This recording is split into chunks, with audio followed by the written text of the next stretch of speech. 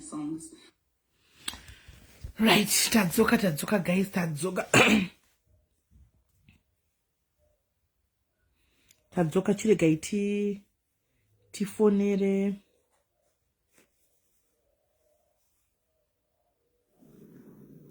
Hi?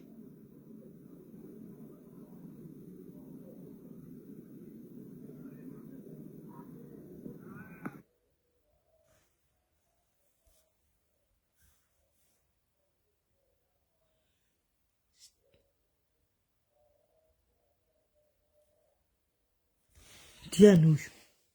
Guys.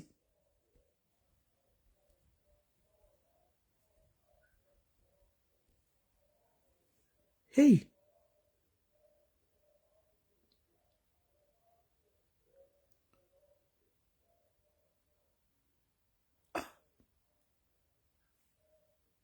Guys, Mira Chui.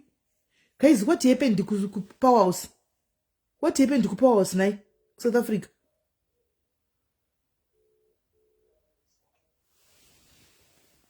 How not sure that Indiana Karara Pasuya should go.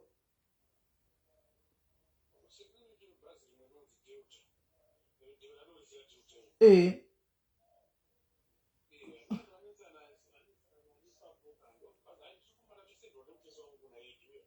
Ndobva aburitsa futi kushuta vanhu.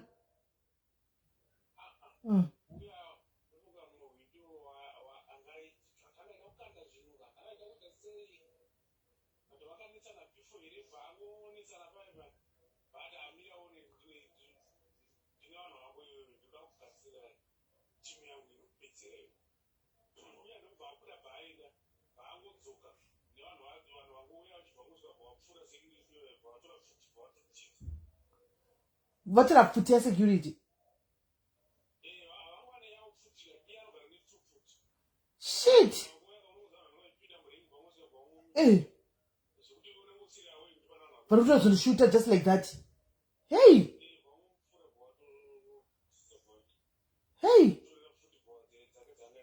Saka nekuzara kwakaita pamaringi pepanhu yatsobuda zvakanaka chaiko kutoenda pana munhu ada kubata kana kuti avabate kana kudii. Kutodziurira munhu achienda vanhu vachienda vangori vangani.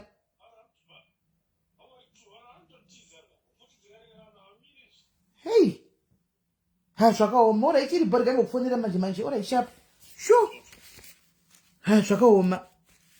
Hey, ai guys, mufananidzo wandatumirwa pana pamwe kuti ndikupei hazviti ndikupei asi kunhingikiri ku Power House kuJoburg pamabhazi paura wa munhu mufananidzo wandatumirwa paura wa munhu eish ya zvakaoma. Paura wa munhu anga aripo ipapapa zviri kunzi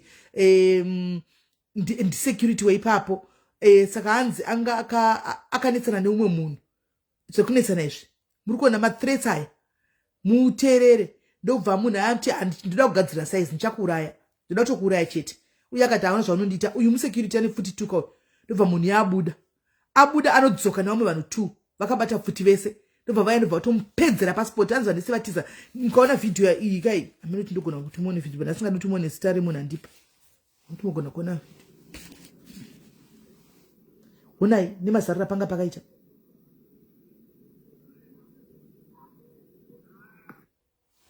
nemazarira panga pakaita vanzi ndobva vatomushuta ndobva vatomuuraya ndobva vatorova famba karova pasi vakaenda saka picture yemunhu wacho angakutaridzi because iri sensitive tingablokwa nazuka.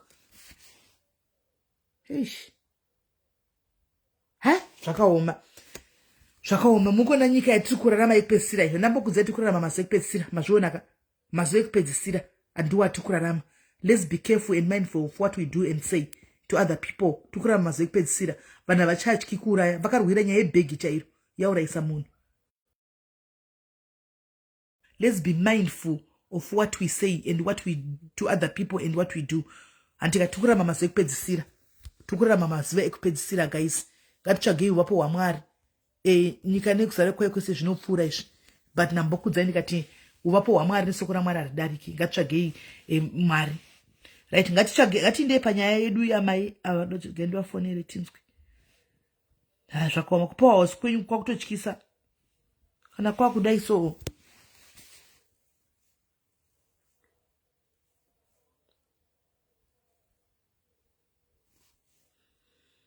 Yazvakaoma.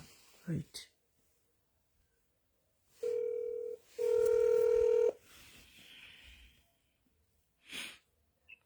Hello. Hello? Yes, mama. Maswera sei? Maswera. Taswera. Right. Ndave palive iko zvino. Mam chingoti ndoda kuinda palive, ndoda pinda palive. Nditaure nevanhu. Tave palive now. You can share what you want to share. Okay, I can see. Bandichipa pane vana pane noise.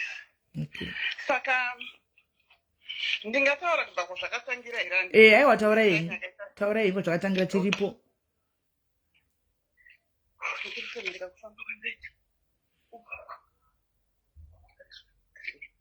Saka ini ndine muzukuru wangu ari kupemba. Saka nyaya yake akashuti kuCape Town. Akashutwa Cape Town. Saka zvavakaitaka pai nemwana wangu nababa munini wake.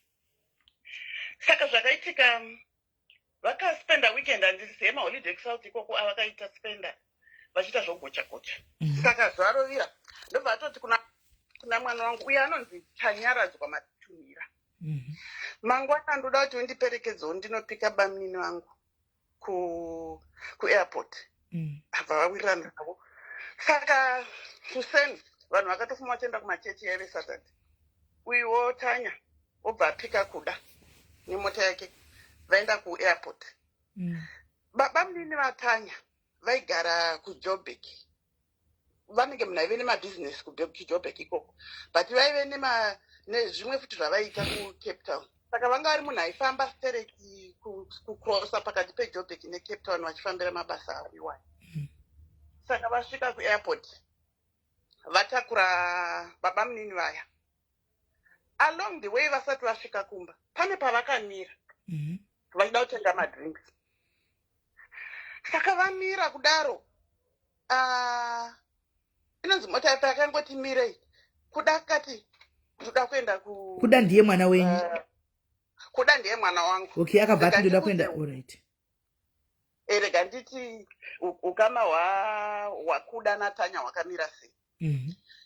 Baba vakuda naTanya ma-first cousins amai vavo ma-sisters. Okay. Handiti waona. Alright. Saka baba vakuda baba vakuda na baba vakuda na baba vaTanya vana mai vavo ma-sisters. Ma-sisters, my blood brothers. Okay, saka ava vana vama-cousins. Vana vama-second cousins. Okay. Ma-sisters. Okay, tapawisisa. Mapawisa ere guys, murupawisa nditi alright, pawisa. Saka vainda uyu ati ndiperekedze kune cousin yake iyi ndiperekedze kunotora bamunini wangu ari kubva kuairport. Ininiwo mwana wangu kubva kwaakaita kuZimbabwe achienda kuSouth Africa. Ndikana uchienda kudiaspora unotsvaga kune hama. Ndo hama dzanga atoinga idzodzo naTanya ivavo. Alright. Alright. Saka vasvika paya pavada kutenga madrinks paya. Uyu kuda manje kuda ndiye mwana wangu. Abati akatoburga akapreswa neweight. Ndobva amhanya kuseri kunoita weti kuya. Saka paari kupinda mubathroom kuvhara door achitanga kuita weti akutonzwa bum bum bum bum kushutiwa kunze uko. Saka iye akatoti zvemuno muSouth Africa vanhu vemuno muSouth Africa nepfuti zvinonetsa izvo. Paari kubuda paya ari kutotarisa ari kuona yuwi Tanya ashutiwa. Mirai muri kunzwisisa here guys, muri panzwisisa here apa. Ma-cousins too anditika umwe vana ati kune umwe cousin yake ndiperekedze ndotora bamunini wangu airport. Vatora vapika bamunini wake airport vari kudzokera kumba. Along the way vamira pagarage. Mwana wa mama ava imwe cousin abuda achindoda kupinda mutoilet. Apinda mutoilet, ari mutoilet akabva anzwa futi kurira panze iye ari mutoilet. Ndobva ngoti amene futi dziri kurirawo munharaunda mavanga vari. Achinobuda mutoilet ndobva towana cousin yake iya yatoshutwa nabamunini. Taurai. Saka uyu Tanya ndiye wakaona akashutiwa, ndiye wakaona ashutwa 3 times ropa razara mukanwa and everything. Baba munini ava haana kuvaona. saka panga pasiri pagaraji amene ndofunga kuda kumadzimba dzekokera I don't know. All right. Saka kuda manje struggled ndiye akazotakura kuda Tanya kuti kwakupinda naye kwakumisa mota anonzi akanetseka nekuti hanzi zvinonetsa kunzvimbo pamwe nengori kunzvimbo yasingazivi hospital iri but somehow he ended up kuhospital naTanya aisa hospital Tanya muhospital afonera baba munini manje Brian Mabika baba munini Brian ndo brother nesister natete mai Tanya so afonera baba munini Brian ndiri pano pahospital Tanya ashutiwa ndatomisa muhospital baba munini Brian wabva vauya wabvaenda kupolisi akati asi bamunini vaTanya vakidnapwa vaenda kupolisi tine munhu ashutiwa tamisa muhospital asi one wedu akidnapwa mapurisa ndofunga vaiziva kuti kune mumwe munhu ariko chete zvikanzi nemapurisa no tisati aita ripoti yekidnap dzokerai kwazvaitikira then zvamunenge mawana ikoko mwatitaurira alright then vabva vadhiraivha kudzokera kuya votowana bhodhi yabamunini vaya zvazvaitika manje ndezvekuti Tanya achishutwa Tanya paashutwa bamunini vamhanya wakatira kutiza wavanese uko handiti waona alright saka kuda pakuda nekupanika nekungoona hanzi vanhu vanga vaungana akangoona Tanya alright bamunini paakavashaya akangofungidzira kuti vakidnap alright since asiri kuvaona padhuze izvo vamhanya vazoshutirwa vauko he was shot in the back I think azoyaura aripo azofa maiwe saka kureva kuti vava vanhu tu vemba maTanya vashaiki ava ndi bamunini vake vainzi Shingirai Matunhira iye Tanya anonzi Tanyaradzwa Matunhira 2 people in a family vashutiwa bamunini vafa mwana atakurwa nakudaenda kuhospital uyuwo mwana wangu hanzi anga kuita kanenge kakupenga manje nezvakangaona trauma yakangaona akatombotorwa nabamunini Brian vakanogara naye iye futi akazobatikana kuti ndaona ndatakura Tanya I didn't know kuti ava vashutiwa ndafungidzira kuti vakidnapwa pamwe dai ndavatakura vangadai vabatsirwawo ndochimwe futi hanzi chinhu chakanyanya kumubata ipapo saka zvanga zvakaoma saka Tanya manje ndiye asara ari munhu akuvara ari wani bamunini vashaika saka Tanya aendeswa kuhospital Tanya akastragura hama dzangu Tanya akastragura akaita pakukuvara kwakazoita hamunoziva kuSouth Africa vanotrayaka maoperation ichi akaita umboitangwa apa mai vacho pamuswa vakafonerwa ivoyo kuti vaiti kunyeba munoziva vanhu kuZimbabwe vatange kuudzwa kuti mwana wangu ashaika vairamba kuti mwana wangu afa vanhu ava vachida kundiudza chokwadi ndiudzei kakani chokwadi saka akazogara muchipatara kuti nditsanangure upenyu hwaTanya Tanya anga ari mukomana wechidiki anga aine 28 years aizvishandira munoziva kuSouth Africa unoita kamwe kapepa kaya kaunongowana kaseti chaiko chaiko zvekuti mabasa anenge achinesa but nekapepa ikako aishanda achiita upenyu hwake aimaintaina apartment yake anga aine mota yake anga ane mukadzi vanga vaane mwanane wake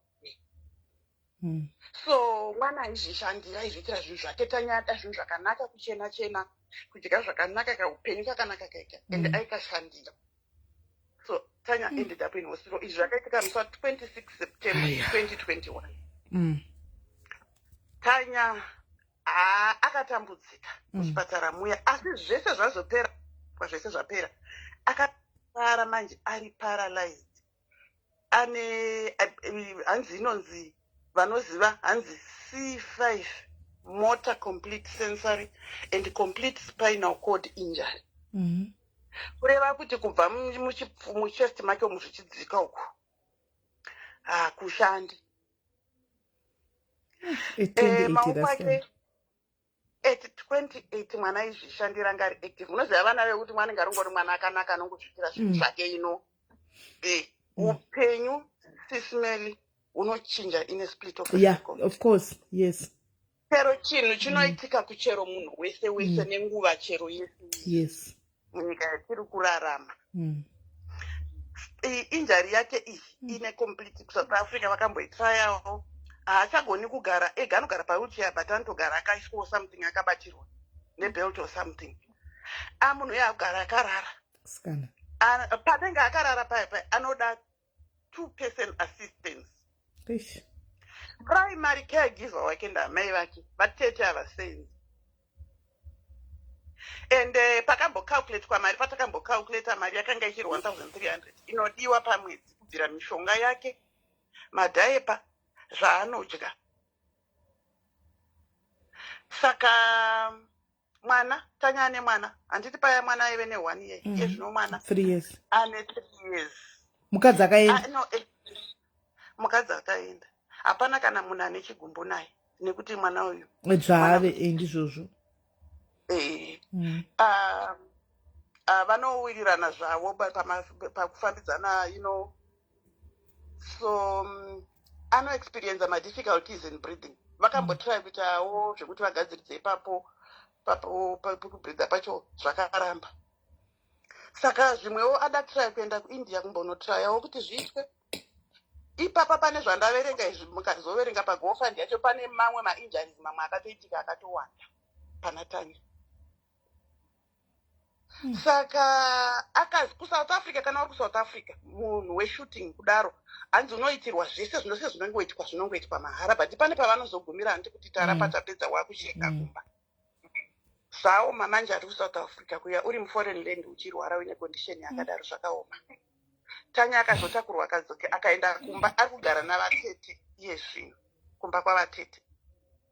Vanhu vari kuSouth Africa hama dzaimbobatanidzawo ka1000 kaya kaidiwa 1000 something pamwedzi. Zvinoona zvaane kustruggle kavanenge vachiti mune vana vechikoro maapartments iko kwanodhura chichi. Zvinhu zvacho zvaita kakuoma zvakaoma. Apawo ane mwanawo wake. Saka ndobva azota pekutanga unoziva zvanga zvisiri nyore kuti tange ngoti Tanya zviri sei. Saka munhu anoopena ega mbichana akatanga opena mbichana even panga ari muhospital. Aiti kana vanhu vauya hanzi pamwe pacho aisavaudza kuti injury yandinayo yandichamuka. Pane nguva yaingoudza kuti vati ndichaitwa operation zvichanaka, kuratidza kuti munhu pane imwe nguva yanenge asati agona kutaura iye pake zvake akawa. Saka kuti ude kunyanya kumanikidzira kuti open up, pane imwe nguva zvisingaiti unomirira icha open up. Tanya akazotanga kutaura icha open up, akafona kati gogo ndandichida kuti ndite GoFundMe. Ndakatarisa upenyu hwangu ndikuona kuti zvakaoma pano pandiri mama havashandi. Zvinodiwa zvacho kuchengeteka kwangu, tarisai zvinodiwa zvakati nezvakati nezvakati. Apa ndine chishuwowo chekuti ndizogumawo ndaenda kuIndia kuri kunzi vamwe vari kubetserwa. Mamwe maoperation angu aya anogona kunoita sei, kunogona kunobatsirika ikoko. Ndimbotrayawo. Saka gogo ndanchikumbira mundiitirawo GoFundMe. Saka kuno kuti ndine mwana wangu wandinogara naye. Ndikati alright, ndokuitira mama wako anokuitira. Chiitaura namama wako achikuitira zvacho izvozvo zviri kudiwa. Ndobva zvaitwa zvese zveGoFundMe yacho. Saka yapo. Saka kuuya kudai SIS MELLY kupema kuvanhuwo kuti munoziva GoFundMe inoshanda noruzhinji. Mumwe abvisa dhora, abvisa mari, ndokuwanda kunoita mari yacho. Saka makazoona ndichiuya ndichifona ndichiti tiri kukumbirawo SIS MELLY kuti mutibatsirawo kushambadza GoFundMe tibatsire Tanya. Mwana uyu upenyu hwake hwakachinja nenguva diki. Mwana ngari amuna ipapa pamuri apa hamuna here link racho muri kande kana mucomment section muzondipa ndokandawo papage mambo kandai pacomment section ipapa mungari kana ndori pina. Hanzi mawana mari already, hanzi mavene mari already. Panenge pane 510. Apa, how much are you looking for? 35,000. Ooh. Ene nasi zvakaoma ndofunga nasi mimika muri wechi3 pane vambouya futi kuri kudiwa kwai 17,000 US dollars. Ameno ari kunzi anofunga ndati naye asikana kandi mbomirai guys. Chimbomirai pana vatouya 2 umakauya yanga ine mari I think yanga ina about 20 something thousand. Tikati you imbomirai kumanyora kandai mucomment section. Mwana wangu ari kukanda ina ndizvigoni waisa ari kutoisa ina nyatsogona zvepafacebook zvacho. Saka hameno kungoedzawo tinoisa pano asi ndozokumbira kuti kana makaningirira saka vanhu vakabatwa here vakashuta havana havabatwi uyu avana ava vakatozenge vabva vatora makombiyuta chichi zvese ende even vanhu it was a robbery yanga iri robbery hapana munhu aitraya kubatsirawo unoziva ikoko kwacho aiwa hakuna munhu angabatsira hapana munhu anobatsira pane pfuti mama munhu usandotiza vanhu vakatengwa kutovhurawo mumota imomo kutotarisawo zvasara hanzi ndaisa linki kumacomments hanzi kumacomments asandaiona regai ndione linki racho kana rikafamba asandariona so we don't know I don't know. It's just hard. And sometimes you just don't know what you hey G ndichangokandawo amene papa ndichangoti vakantikande nokuti chikuitika ndechekuti G vamwe notora vamwe vanhu handimona voti tikuenda nawo kwaSIS MELLY iyi yauya sije yagona uipina here papapo okay ausati waningira alright mira tigotiwiswe ugopota uchindibatsira kupina imomo ndichaisa iye alright no problem iyo yaiswa link racho reGoFundMe mozondikandira futi kuWhatsApp ndigozokwanisa kuti ndiripine zvakare chinoitika ndechekuti chikuitika G ndechekuti vamwe vanoenda kune vanhu vavanenge vasangana uko konzi ndai kwaSIS MELLY saka kuri kundiremedza inini kukuremedzai futi imimi hanimaona saka ndingeenda kuita nichiscreen nawo hanimaona zvevanhu vedu panapa pa obvious hatina choice but zvokuti munotora uko moti indai kwaSIS MELLY inini chingokumba zvese handizozvigoni nokuti munhu wese achanga kungouya handizozvikwanisi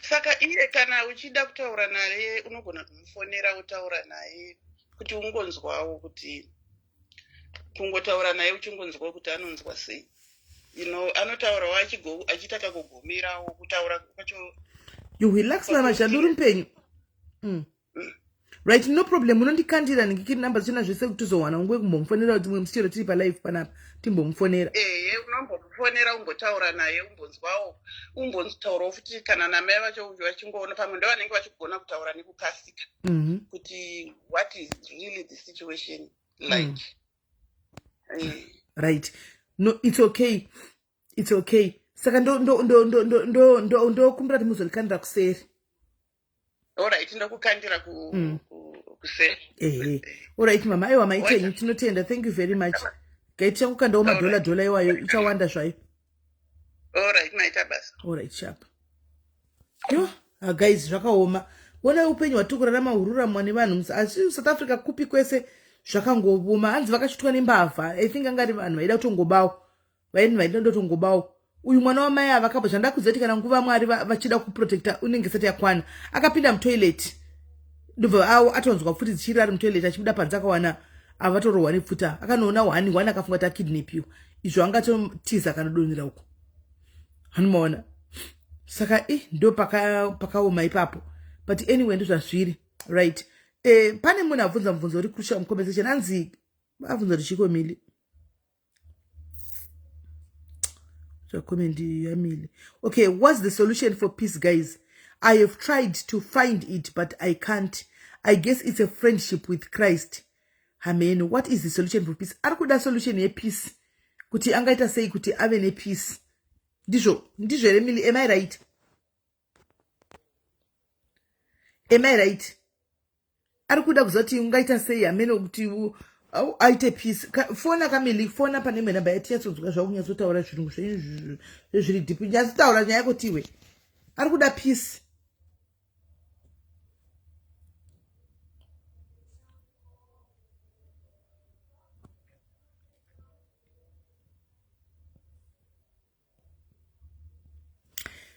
fona ikaga aripo here mili wacho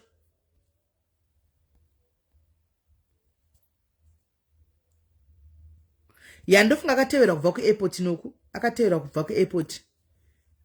kubva kuairport ende vaichoziva kuti munhu vanogona kuvaita neinformation kuti munhu yari mabusiness rikati mubate ari kuuya nhasi vaitora neinformation muri kunzwawo zvataugwa kwanzi vanhu pane kuti vabatsire vanhu vakanga vachiita kuti muta masara chikuti vanongewo ende vanhu veSouth Africa mukacha idzo pafiwa panero parakadaro mutodongorera kuti mutiisirewo linki motodongorera mukati umu kuti kuti mune chii chasara tinongewo pafiwa pane ropa rikuerera ipapo unongona tichiwaka zvingati kurarama kana chokwadi kwai she must start by yes ndosaka ndamuti andiudza kuti chichi kuitika because pisi hatichiche uzu chichikuita kuti sometimes pisi inogona konzekana zvimwe zvinoneba saka zvoti unogona ngobloka kazviitira pisi yako anamona you can block and have your peace saka tinochinzwisisa kuti why I just watched the video chichi feel bad for judging amen a peace from what yarutsvaga. She needs to identify that kind of peace yarutsvaga from Mwari anopa peace. Yes, ndosaka ndati tikatanga tanzwa kuti inyaya yechi. But guys, inyaya yekuti unenge une child trauma guys. Truly speaking shara pamberi paMwari. Guys, that does not give you a right yekuti ufamba uchiterrorize vamwe guys. Ngataure chokwadi. And izvozvo kuti hazvisvo zvinokupa power yekuti unofamba uchipedzera shungu dzako panenge pane vanhu guys. A lot of people have been through a lot guys. But they don't go around, vachita zvimwe zvinhu. Instead of kuita izvozvo, find help, guys. Find help.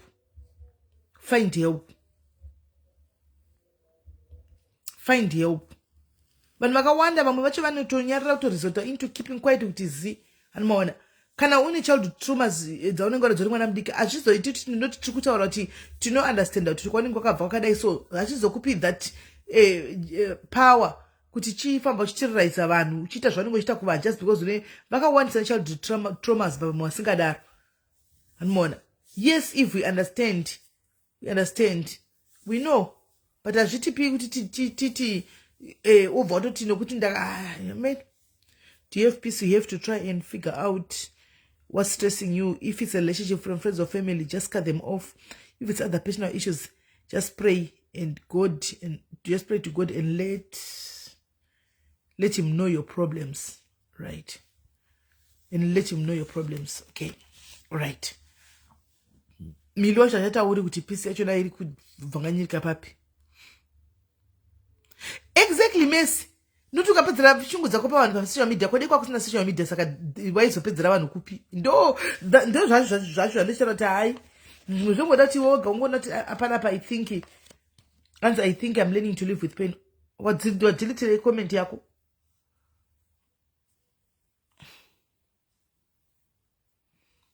Right. Vari pere vandambofona 2-3 vandambofonawo zvavo 2-3 vandangotaura anything before we go away. Tuzonyatosangana zvedu tichita life yedu. South Africa is something. Don't South Africa inyasha kwana uchibuda uchidzoka kumba unongoti Mwari kudzwai makanaka. Kwana uchibuda uchidzoka kumba zvakanaka unongoti Mwari kudzwai. South Africa kudu tuite zve bling uchionekwa uchiblinga uchishotesa vanhu vemo uchitindorera makapengi kadai unokasiya uchakada uchiblingira vanhu vemo unonenge vasina chinhu uchivablingira vanokutamba rafu coward chaiyo.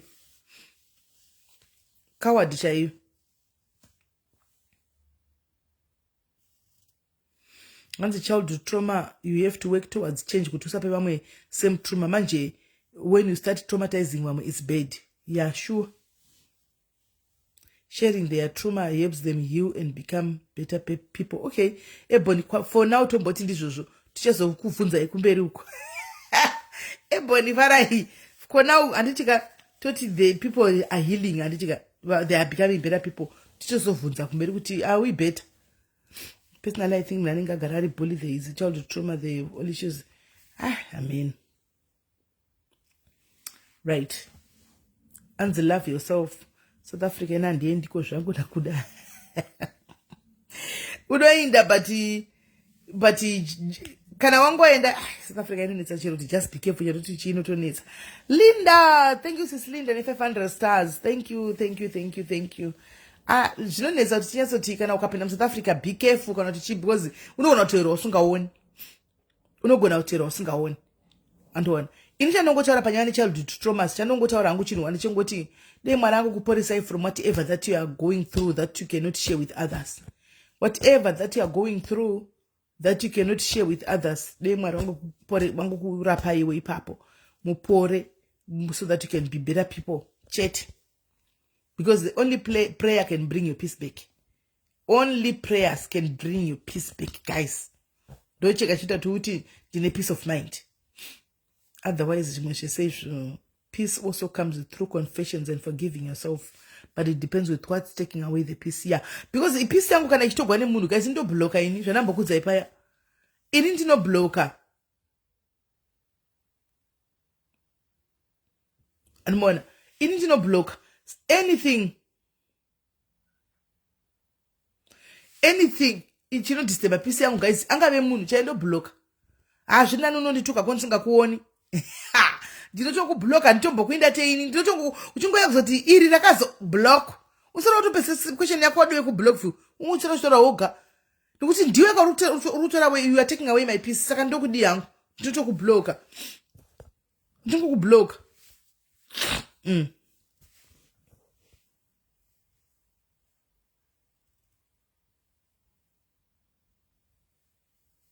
Exactly, Heather. Thank you. Kumabloka zvotoinda mberi live yotoinda mberi kai utokangamwa ukangoona munhu angoya pakomenda kochita chida ende vane system yekuuya pakomenda panenge vachisira komenda yako anobva angouya ushiye kuti zviri kubva nekupongoya zikomenda rake kuti njo ipapo usati wambodi block chete osara choti ko hachatokuoni hachatoti something wrong with the page watoenda inokuti veduweka ungadisturbiwa peace yako nechinhu chaunogona kubloka guys chinhu chaunogona kubloka odisturbiwa peace uchinyatsotoona kuti my peace is being disturbed panapa obloka aiwa kana ndinobloka ini ndakabloka zvimagrupu zvimapeji izvi zviri kusumuka sorry henyu kana muri pavasara panapa zvimaningikiri zvima upcoming pages zviri kuya izvi zvemakuwakuwa izvi zvokuti ukangodai unosangana ndakazvikungurutsa zvese block handichazvioni block handichazvioni anomaona ndakati tega ndibloke ndakangobloka saka ndichanyanyi kusangana nenyaya yastereki dzevanhu nokuti ndakazvibloka ndokwawaiti ukadai kusangana nenyaya yanhingi ukadai usangana nenyaya yako ukadai usangana nenyaya yanhingi mangwana udai usangana ndikati yesvo kokubloka ndizvitire peace ndakangobloka to page twese block vamwe vanonga chitokutega nditi kana umwe akakutega maupcoming tumablockers iti raitika timbonzwa uri kufona Hello? Okay. Ndichamuponyera beki. Kunondotukwa ndisingaoni guys. Ndakaona kuti yezvo. Zvazvinokudisturba peace yako.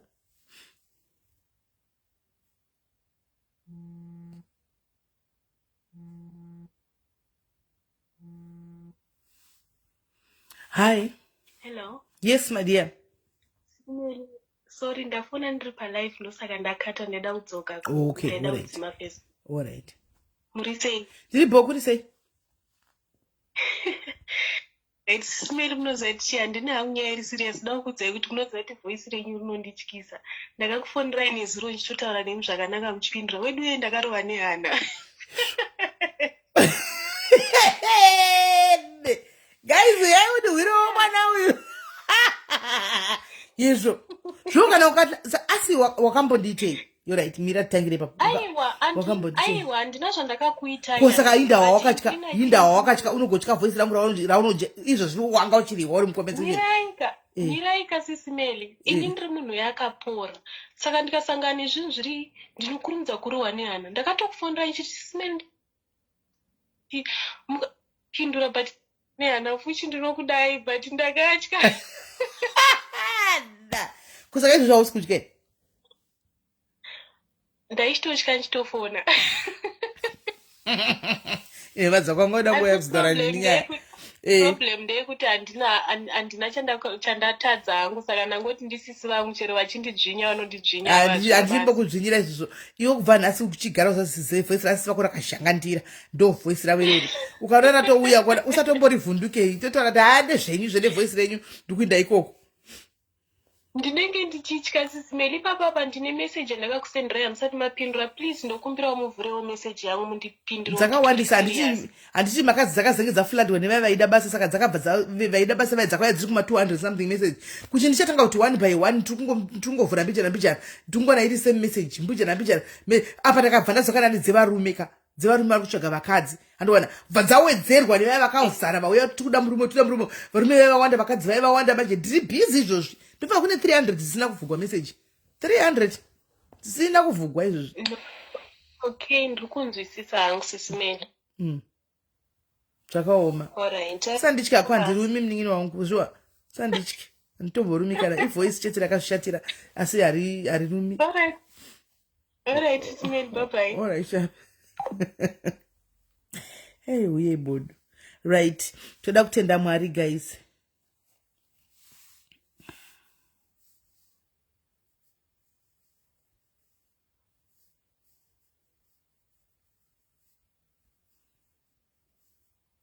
Toda kutenda Mwari, guys.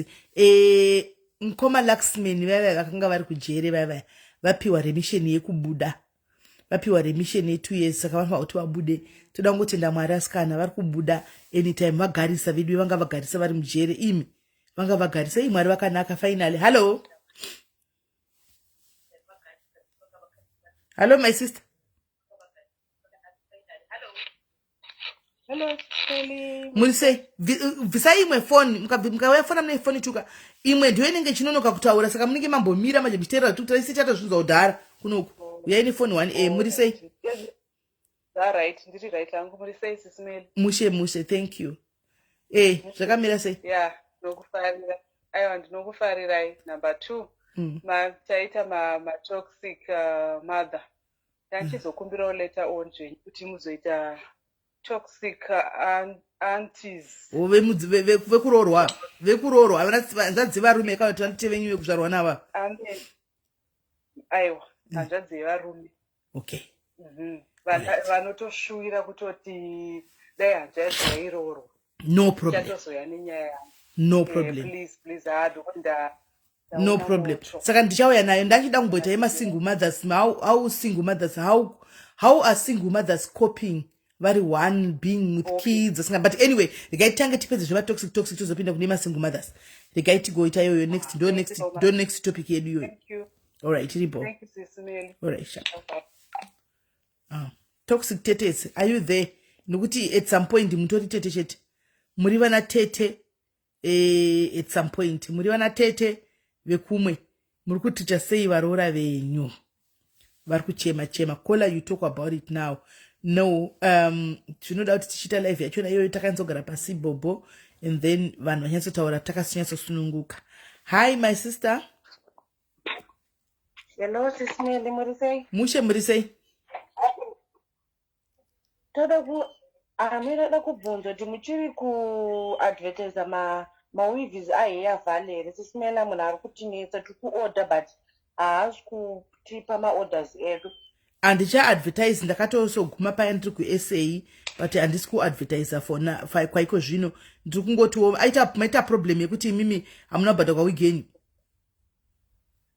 Vanhu hope Sis Melly toorder because taiona makaadvertisa tobva tatirega tiorde 2 months 3 months wig isina kumbouya achingoexplaina chete. Ya zvakaoma munhu yevhalika.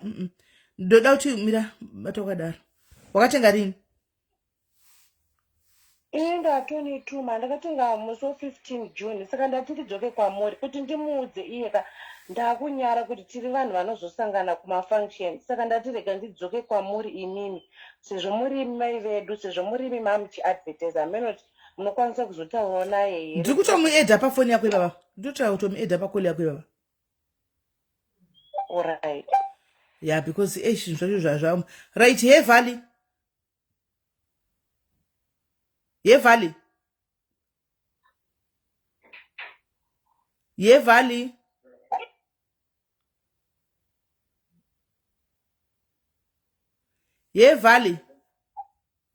Hello Sis Melly. Right, nasi ndaisa panguva yakaoma.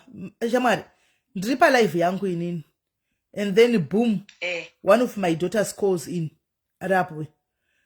Topinda palive vakutaura nezvako.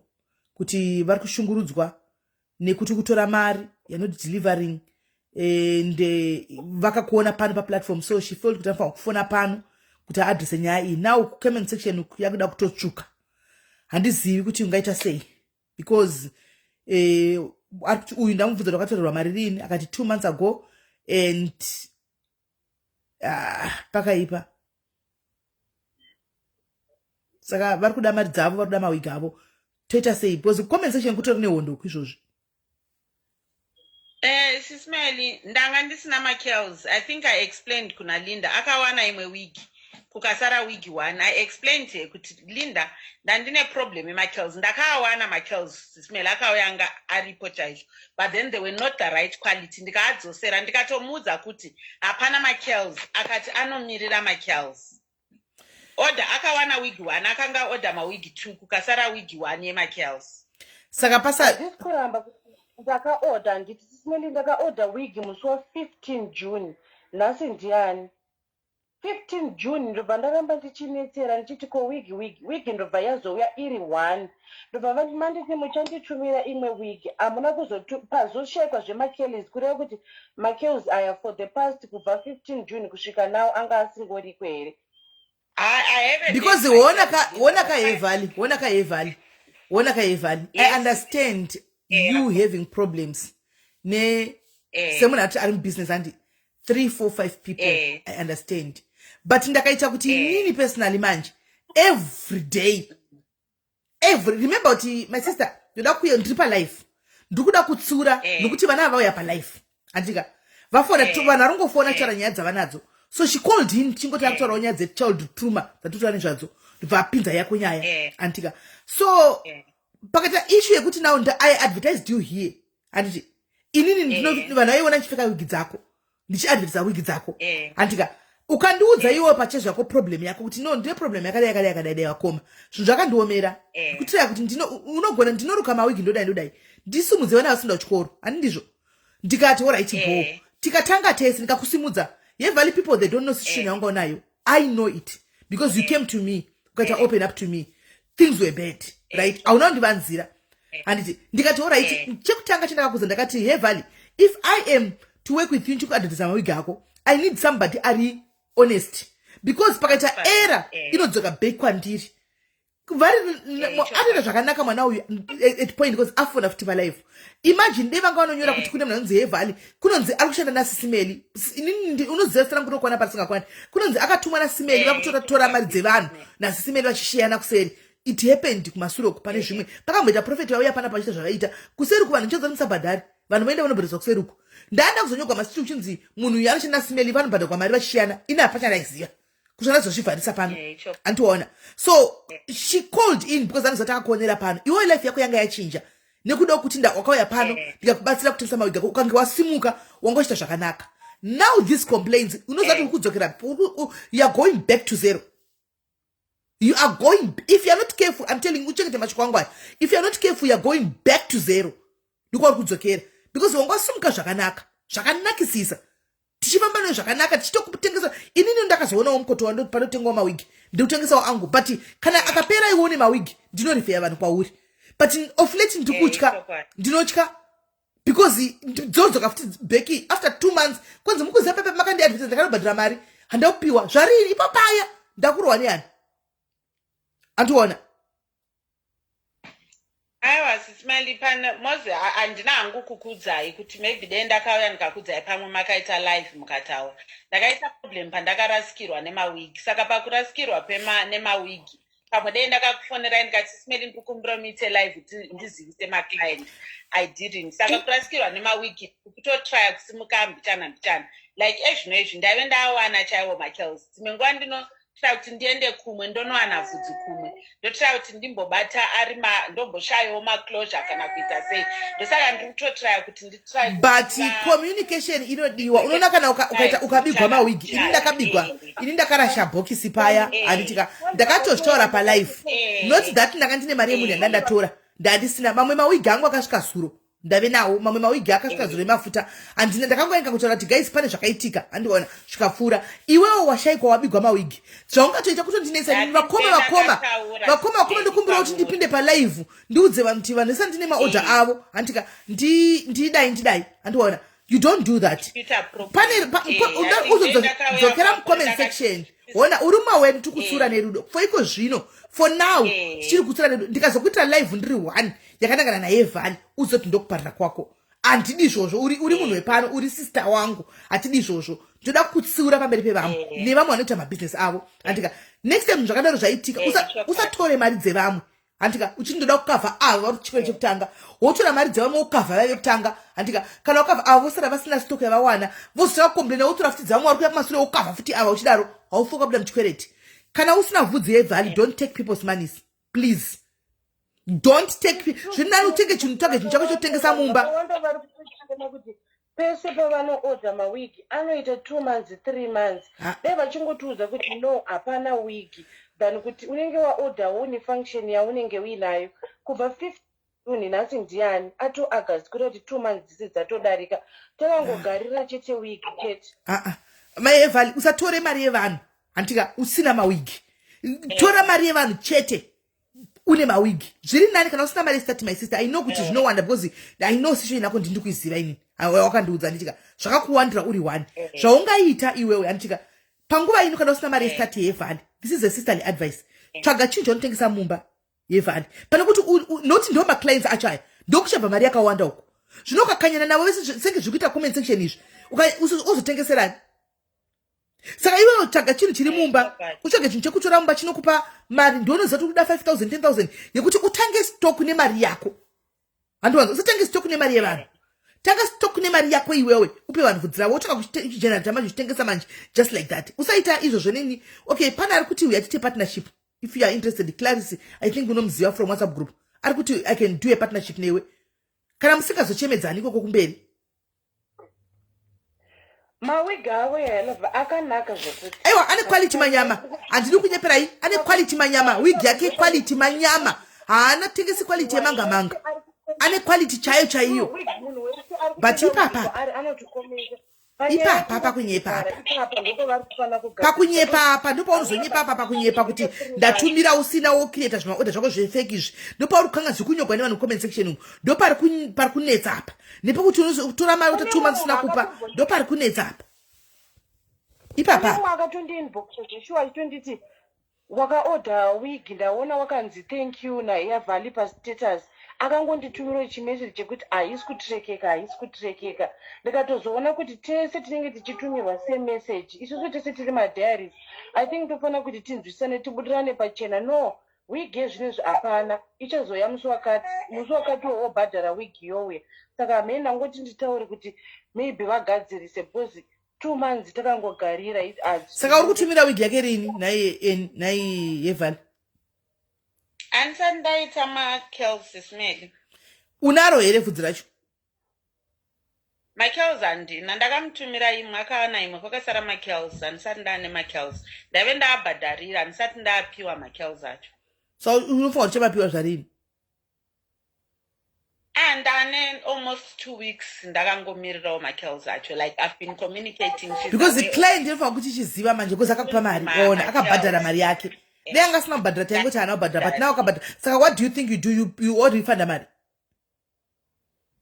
I will try kuti ndofana murefunda hafi yacho I think i550 because imwe wigi vakaiwana problem iri kuitika sisimeli ndakati like zvamuri kutaura izvozvo kuti dei une chimwe chinhu chaunotengesa ndakati ndarasikirwa nemawigi like I said on that I honestly apologize I should have come that sisimeli rukumbiro ndite live so that ndiudze maclients angu akamirira vhudzi and then handina kugona kuzviita izvozvo because ndaifunga kuti pamwe ndichapika apo saka pandakazoti ndawana mari ndakabhadharira mawigi I got someone wakati ndandaexplainawo nyaya yangu kuti andaita problem anga neodha rake raanga akamirira zvikanzi I don't want the money in return but let me ndikupe mari kana wazotengesa zvaita right ozonipa mari saka ndakabva ndabhadharira vhudzi ndichifunga kuti vhudzi rinouya saka it's been almost close to 3 weeks handisati ndawana vhudzi racho that's where the thing is saka ndiri kuita zvokuti ndikawana vhudzi kana 2 ndoita zvokuita ndotumira vamwe 2 ndikawana 2 ndoita zvokutumira pane munhu ari kunyora tanzi pane munhu ari kunyora mukomesi kuti ndine 9 vhudzi riri pending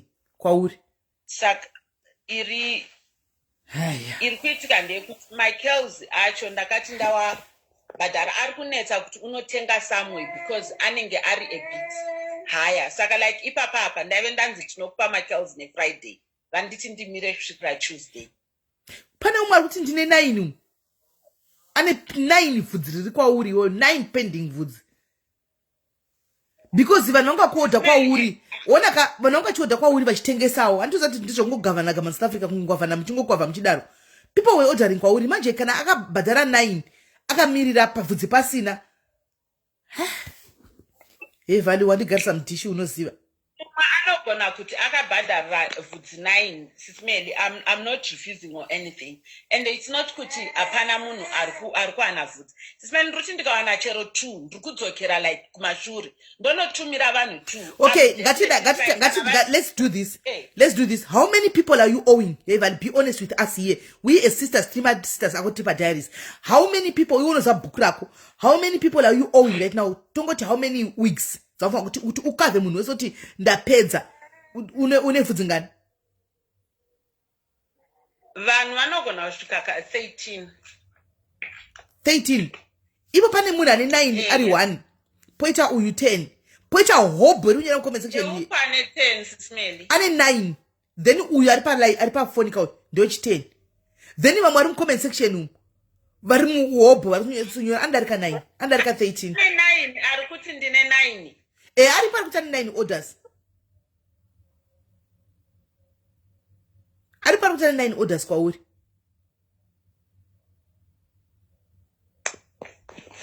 ndinogona kumutarisa mbook Sis Melly because I write them, and kana imoza zvinoitika ndezvokuti I'm not refusing kuti I'm at fault pane delay uya bvato uya Miriam akati ndine 2 saka mini ndise kuti 9 10 11 12 tapa 12 right now uya ati ndine 2 saka tapa 12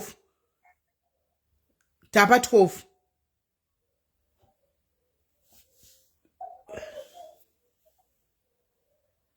makomenzi evanhu vakatenga kwauri this week kwai ndini Vali kwai ndini Natasha kwai ndini kwai ndini Natasha na uyu we9 vhudzi kwai ndini Natasha Natasha momuziya Sis Melly takambotaura naye paipa ndikamutumira rimwe vhudzi aisenjesamostaye takatombotaura naye chii chiri kuitika kuti utore mari usina vhudziwe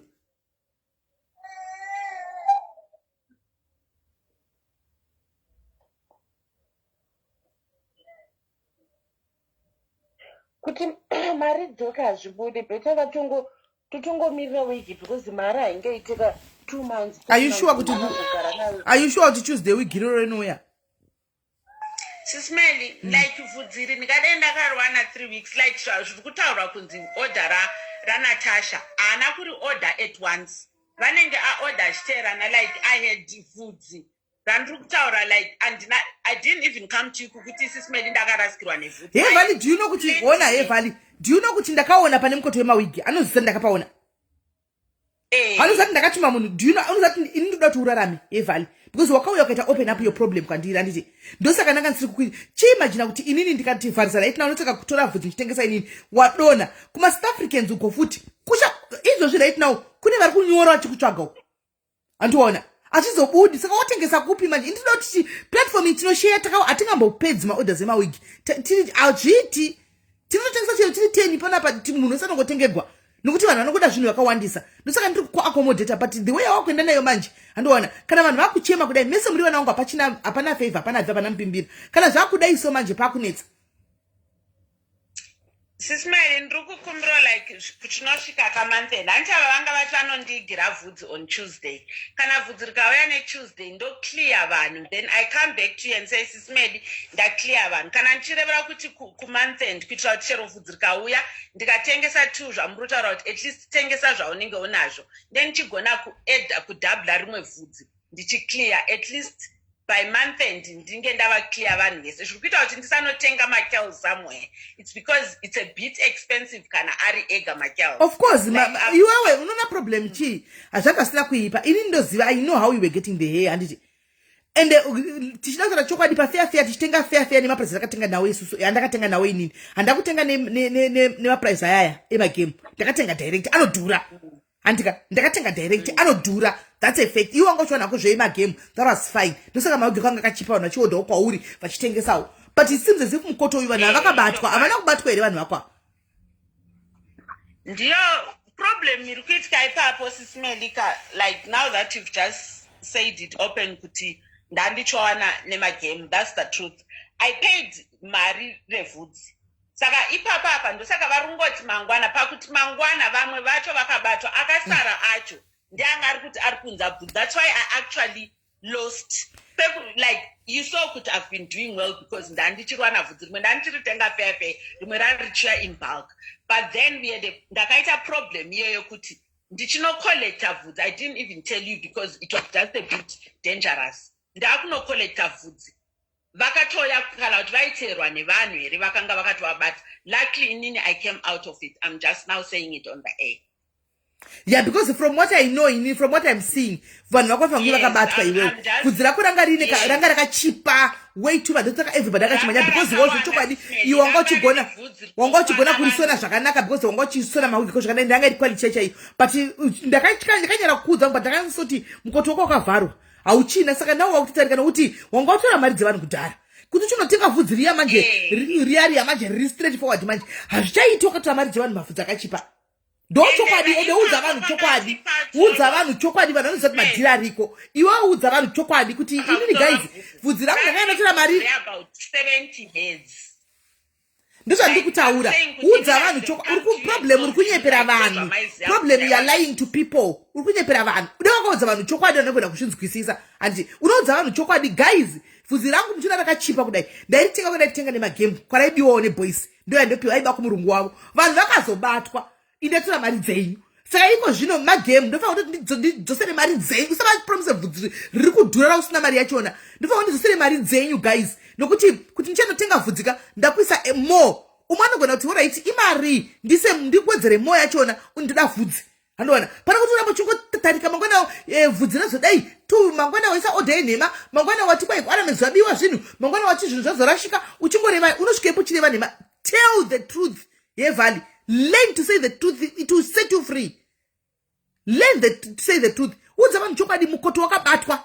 Vanhu vakabatwa vakanga vachinoita magame. Saka bvudziko zvino chinopanozokira. Nokuti chikushamisa ka ukuramba uchiadvertisa bvudzi nemaprize ari pasi page kwako. Iwe uchizoti vanhu vakabatwa. Saka wozodii? Ndoda kubatsira and we are not fighting you. Antika even vanhu conversation asinati vatohwisika zvandataura pano. Vahwisisa. Antika Miriam yakuti mari uchapiwa mari yako Miriam. The game pano rare kuti mudzosegwa mari dzenyu guys.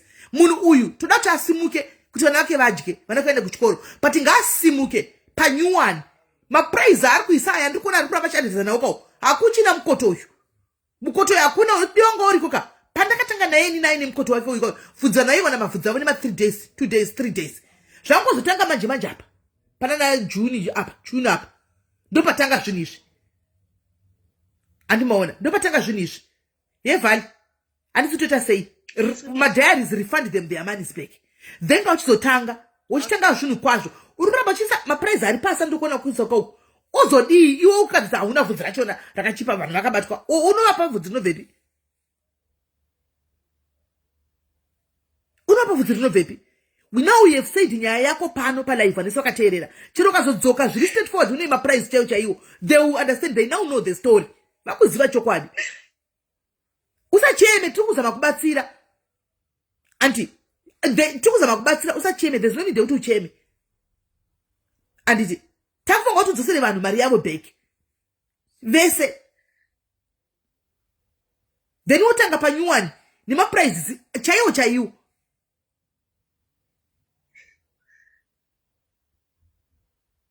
Uri kuzviwa yevhali. Usacheme. Kuchema kubetsos. I know what guys, trust me, she's going through a lot. And because it was nyaya dzake pa life, but she's going through a lot mukadzi uchu. But that is not any excuse yekuti atore mari dzevana singadzoseri fudzi. Hano muri kunzwa. And tichiri kuda kuramba chimubatsira. But for us to start helping her, we need to tell her the truth. For us to help her, we need to tell her the truth. She's going through a lot and atisi kuzomsema chana pachifamba naye, but ngaite zvinhu zviri honest. Anomaona, madiaries anomusupport. Ngaite zvinhu zviri honest. The reason why zvazodai kuti munhu anongofona nyaya yelife yemachild zvotaura nyaya dzema uyu pamwe mwari anenge ada kutogadzirisa. Anomaona, pamwe mwari anenge ada kutogadzirisa. Saka tauda kuti tichitanga manje kuti one titenge panapa kuti one takuti vana vadzosegwe mari dzavo. Vhali handisi tichapaita sei papo une something yekuti tikavhe vana vadzosegwe mari dzavo. Andina SIS MELLY. Kuna vamwe vatwai ukatenga ku AliExpress kwemawigi yakanaka yakafanana iri quality. Aiwa, anofanana. I've tried it before. I think SIS MELLY, I just need to try and sell with higher prices and so that I can be able to refund and resell panyowani. Do you have rimwe raunarore kuti utange kuti utengese? I have ndinevhudzi randinaro hangu about, I think rinosvika about 8, but then harina maclosure, which I can try and ndikawana maclosure. Closure ine chamari? Ndoita iporo.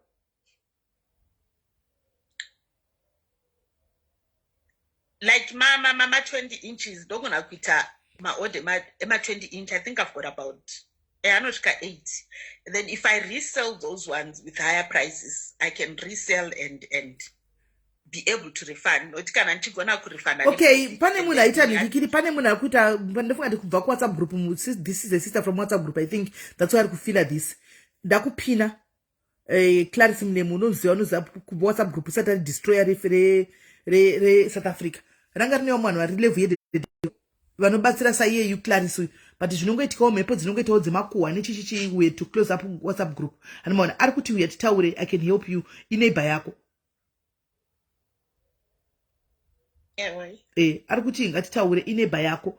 Saka I think munhu futi waungatorera fudzizve ine munhu atati naye WhatsApp group. Saka chini ndinotaura naye, if it's possible, go talk to her. Muonesana muita sei utengese upuwe maclosure acho nayo wayo. Make ita WhatsApp group. Ita WhatsApp group. Oisa vanhu vari kukweta vese WhatsApp group. Antika paunenge wabhadhara ndinasindaba utanga nekune list yako akatanga kubhadhara nomuziva ndabhadhara ningi ndiri kubhadharawo ningi. Don't be rough kuvanhu vari vakakupa mari dzavo. Usaitire vanhu vakupa mari dzavo rough. Kuzvininipisa kune pundutso sometimes yevhala zvireve kuti haugoni kutaura, but uri wrong apa. Saka unofanira kuzvininipisa. Ita group edha vanhu vese vane mari dzavo mukati, dzosera mari 1 by 1. Uya tsana kubatsira Clarisse kana anayo mari anokupa osota nako upa vanhu osara osota na Clarisse ka1. Then kana wasitanga kuti wakuita vhudzi, please sell vhudzi nemanoma prices. Kwete kuda kunzi uri the cheapest usina zvauri kuita kutora mari dzevanhu vachidzokegwa nemalife saizvo zvisvi. Andiona tengesa vhudzi nenormal price. Tikuzati vhudzi riri kudhura tese, we know that. Tatoshoya kuti rako iwewe inangu ndaizviziva kuti rinobuda papi. Andiona ndandisina nangu mukoto but ndaizviziva. Andiona but of late ndakabva ndatozvipika apa nangu kuda kutaura bosi ndandupira munyaya dzevanhu vasinandudza. Ndakabva ndazvipika apa kuti mukoto wako ninge wakarumwa nemajuru.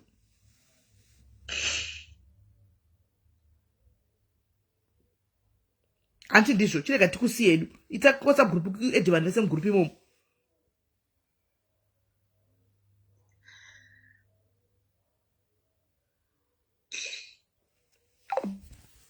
Right. I can't say nyaya dzake guys, but she's going through a lot mukadzi. She's going through a lot. That's why I helped kumubatsira. Munotsara ndakana senda ndakambombadharisa. Mubvunzei. Hatibhadharise kuita tinotobhadharisa kuita ma adverts, but pakandudza nyaya dzake I offered to help you for free. Ndisingamuzivi. Ndatozozvitaura pana hangu ndasi because pabuda nyaya dzakadai. Ndaka offered kuti what you are telling me ndaona vana moyo mukarwadza ngati okay I'll advertise for you for free. And ndakadvertisa zvinhu zvimwe zvinhu zvinoita from the bottom of my heart guys. Mukadzi angaita macustomer anobva pane madhai zvekutodaro zvekuti vanhu vanga vachihodha vachitumira maziodha, zvinhu zvanga zvatove bo, zvinhu zvanga zvatovhurika, vana vanga vatodzokera kuchikoro and everything, zvanga zvatove right mufunge. Then this zvinodzosera business pasi, but I'll try kutaura naye kuseri the way yakurana naye business manje ndopanozonzi mbavha, chero usiri mbavha anopedzera kunzori mbavha, iwo sitori mbavha. Tichataura naye kuseri aite zvinhu zvake nemazvo. She must pay back mari dzevanhu ava vari kuda mari dzavo. She must give them back their monies. Vanomaona. Anyway, chiripere chimwe chada tichitaura guys. Chiripere chimwe chada tichitaura. Is there anything else? Kwani zvokuda kuita fake life. Farisa aita here fake life. Hana kuita fake life. Hana, but problem ndekuti aitotora mari onokavha vakatanga kumupa ndo onokavha nemari dzevavava. Vaya vosara vakamirira. Vaya kana vovava otora mari dzevamwe okavha ava achidaro ndo zvanga zvakuitika. But now anyway chokwadi ndachitaura kana handibazobvumbira chokwadi now that mazvitaura saizvozvo ndo zvakaitika. Chava pachina chokwadi. She just needs to be herself. She just needs to come out nechokwadi chete. The truth shall set her free chete. Adzoke business vana vachengeteke. Kwanzi takatenga just because of you. Yeah, it's true. Miriam group rikavhurwa mopinda mondipinzawo mugroup so that ndimake sure kuti mapiwa mari yenyu mese because makatenga nekuda kwangu pano.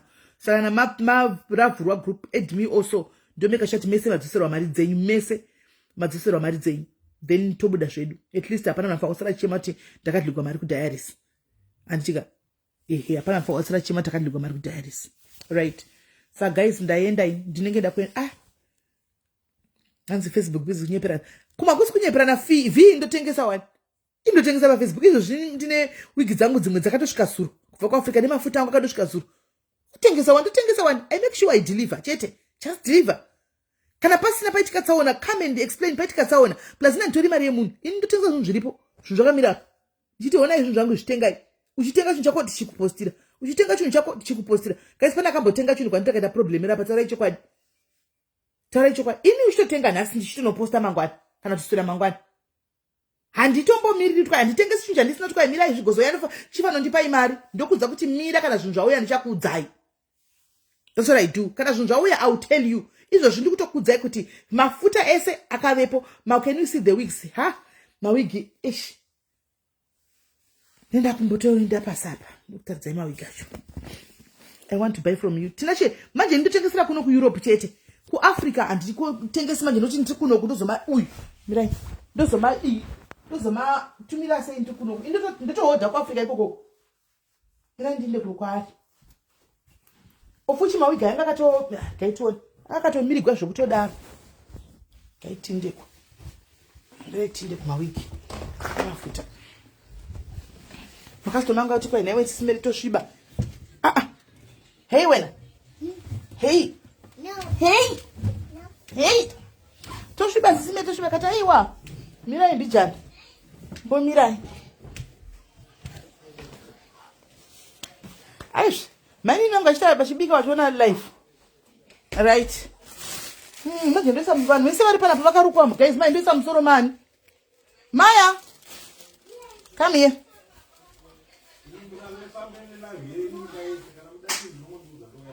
aiwa life yangu ndofamba yakatarisa ini muridzi wayo haitaridzi anything handi muri kuiona ipapo hamusi kuiona inotaridza inini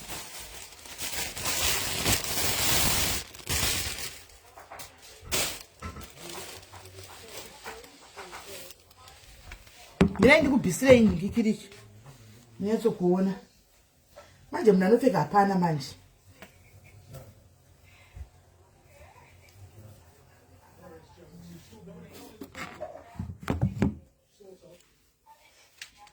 munatsoona here mbira ndinyatsoenda papaseji pane light nyatsokuona papaseji uri kuona kona can you see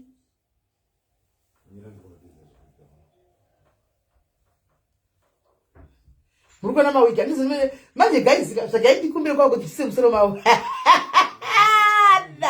mirai ndise musoro mavo kwamagodhoni guys nyatsokuona mawigi nokuti ava nesokarukaka nhasi muntu mupfeka mumagodho mawigi komu ndinoita sei aiwa munopfeka mawigi mai mayo yakutanda muri munyapfeke mawigi mawigi akanaka guys mirai ndipinde mustadi umu mustadi umu guys mustadi mapicha emba yangu achabuda hapana mapicha ndifamba ndakatasa katasa fesi yangu hapana mapicha anongobudisa mumba ndimukuva pa advice hakuna picha ndifamba ndakatasa kiri ndakabata meso kwangu saka inobuda nenge waonei kupi ndingatobudisa zitv kairo rakazadza madziro ese ani makati ndivaudze hamunaka handina kuudza ndichavaudza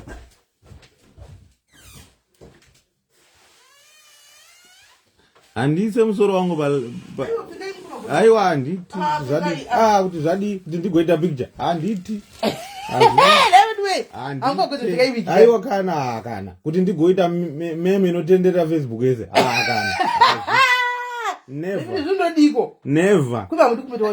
never nai zvako ngapfeke apa kuti vabude hazviti tombutsa gotsi chete never ever zviti gotsi ngokuti memeri dzinenge negotsimiraya vatanga vapedza kana wageza mozomupfekedza mani vakarukwa musoro atakarukwa namusoro aiwa vanese vakarukwa musoro saka ndodii nengwa kuti ndatosa mawigeni hapana chidhori here kana ndakatototsvaka chidhori ndikatosanda tsvaka chidhori paamazon musoro mangu handiti zviti kana handibvumi ndingasatofa zvangu zviti kwete achiri palive here SIS MELLY Viripo zvakwewe. Vane pa live. Ndinonyegerera ndiko. Ndikufonera kana wapedza. Ndodiko. Ndikufonera kana wapedza. Zvaita sekuyewe achadi kupindawo.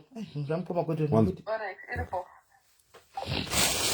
Aiwa, wigi musoro andipfeka kana nyange mukatondibhadhara 1000 andite. Aiwa andite.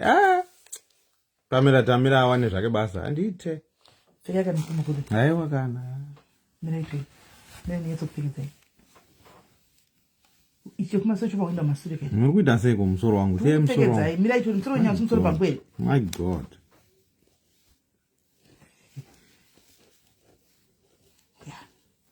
Aiwa, ichi chinoenda kumasure ichi. Ramba ndimi kamurupfekedza. Kandoda kuti mubate kumasure kamukoma kuti. Kumasure kupiko. Bate iraba ye kumasure ndiri kumasure chiraba ichombe ichi chidafi ichi.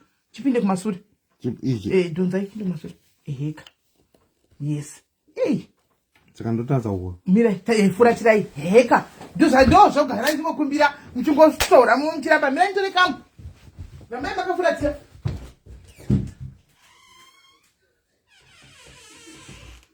Takuda kutoenda kudrega, handita kupfeka.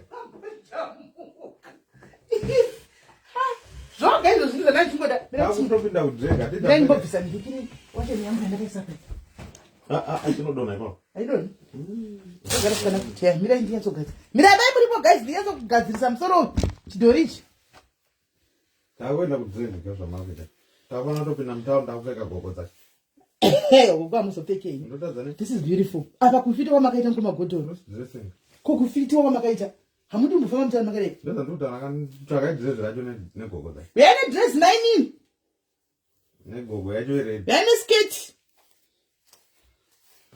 Right, when I guys. When I. Wigi. Mukia sona.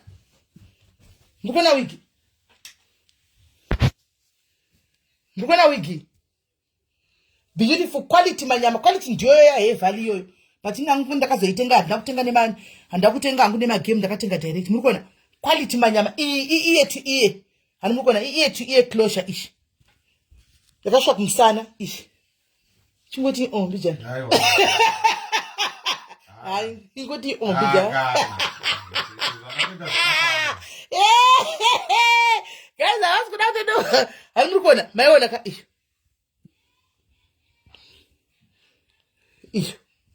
Maiona ear to ear inobva uku dzekudaidzi. So you can glue, unogona kugluwa ine mababy yesu unomuona sei avasi kuda kuona zvine vafurandi varamba saka ndo kutaridza sei guys. Maya mira ndezisi pusha kupfeke wigi. Maya come in. Come, we're going. Let's go. Akwira mawigi acho 170 angari 150 akwira 170 bozi mundu 10 angari 150 pounds 170 akwira. Come, get in. Maya, put this on mwana. Kupfekedza kumeso kuiye aone kana mamupfekedza achibva ipapo agare ipapo. Put it on. Oh, nice. Good. Nice. Yeah. Maya. Nice. You look nice, man. Saka unogona kuivhura nepakati imichibva ipo Maya agare ipapo. Manje kuna Maya kutosvika kudarika magara. Ika kamwana mdu. Right, mira. Sit down. No, stand up here, Maya. Yes. Michibata iphone yomatedza kuno. Do like this. Look at them. Yotasa kwa mute say day so. Continue. Right, murikuona guys, iyi ndo closure ishi. Saka iwewe pa closure pa unogona kuvhura pa unoda, you can open here pa side. Andika woisa baby yako pa side, ukumberi uku kana kuvhura pakati apa, andimona kana kuisiya yakadaro, dzedze dzinosiwa kunge vhudzi chari kudai. Iyi ndedza dzinoita kunge vhudzi. Andimona iyi. Nangopfekedza musoro memwana guys, zvekungoti tionesana kufurani kwamuda kuona. Andimukona ishi. Ndianogara uyazotengesa zvekwa Alibaba uri kutsvaga ivana vandokubloga. Andimukona equality manyama iyi. Quality manyama. Kana usudaze pa diary usaunudze zve Alibaba. Amena hands frontal not closure. Amena zoto. Frontal shi. Ndiyo frontal closure shi. Iye tu iye kani ndizo ere. Ilandi tuzamnunamira ere guys zamuita zoita ngevudzi. Zokuti unogona kusunga panapa pachita ngevudzuku kana kuirega yakarembera kudai kumberi uchita ngevudzi rema India. Hani ndizvo ndiyo ere. Ndidzo dzizve idzi dzema slay queen. Hando dzema slay queen ere idzi. Ima slay queen yakona kuda kushungurudza ini. Ndo mawigi enyu aya ma slay queen aya. Ndo bvudzi renyu ma slay queen iri. Ndo bvudzi renyu iri. Don't call or you want to come back. Don't put the slay queen. Don't put the slay queen. Is. Don't put the slay queen. Come.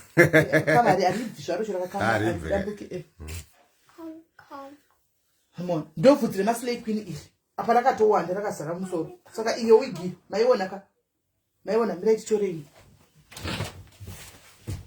No wigi. Matuna. Maya. You want to wear something else? Yes? Something else.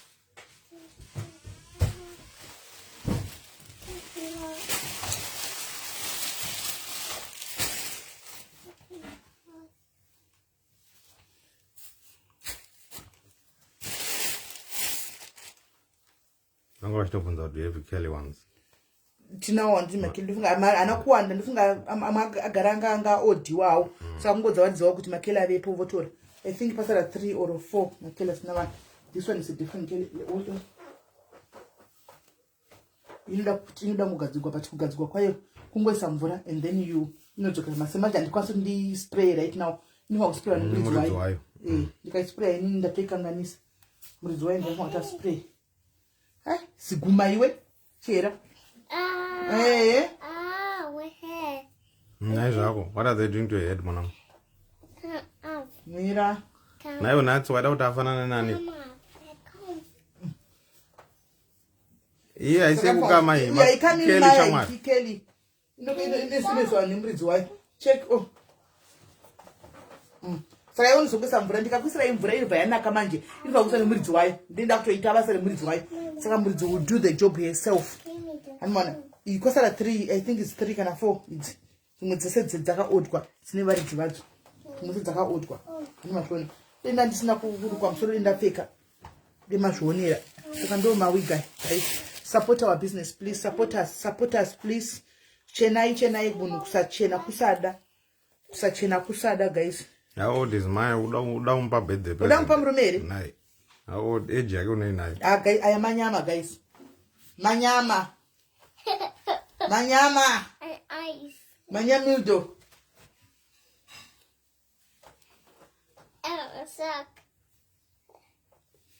And how many inches? 20 inches. And did my compliments as I'm sorry. Is the Masley Queen? When I made a Muripico. Those then you got my slay queen. Momaka Gazilla Gazakin. Until you can up bed in those no it was really nami by it.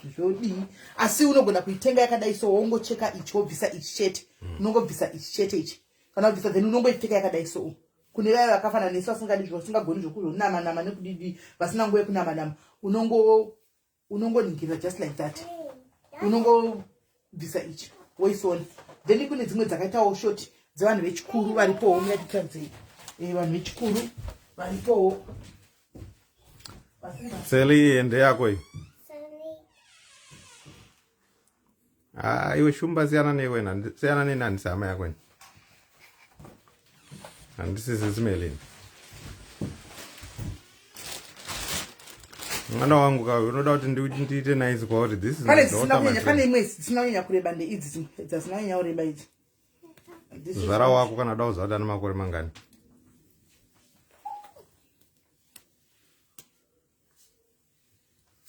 It's Firi, boy, the best friend, young.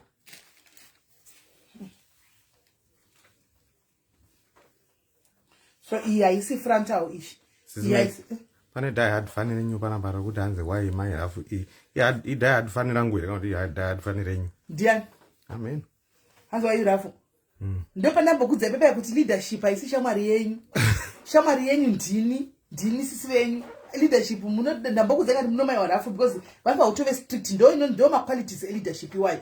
Kutamba kuti still that kana pakazoitika something they can even control vanhu kana pakaitika cheese. No vakagarisika nemi every day mukatanga sana kutsura ichidi. Saka vari right. Onai, animona ndo inongone closure apa chito. Hold on Maya. Chera midai. Udisiyana neniwo, uda kudiko nazvo izvozvo. Anongona apa. Iyi unovhura apa apa iyi. Uda kudii nazvo. Ikuti vanza, I don't want to answer. Iyi unovhura apa. Siyana nekubvunza ejemo. Iyi yakafana neiyi.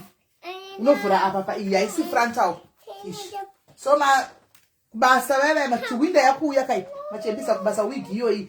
Ende ndakanzwa kuchinzi kuchikoro guys. Ndanimbomubvisa munozodzira naye munozomudzorera. Diani.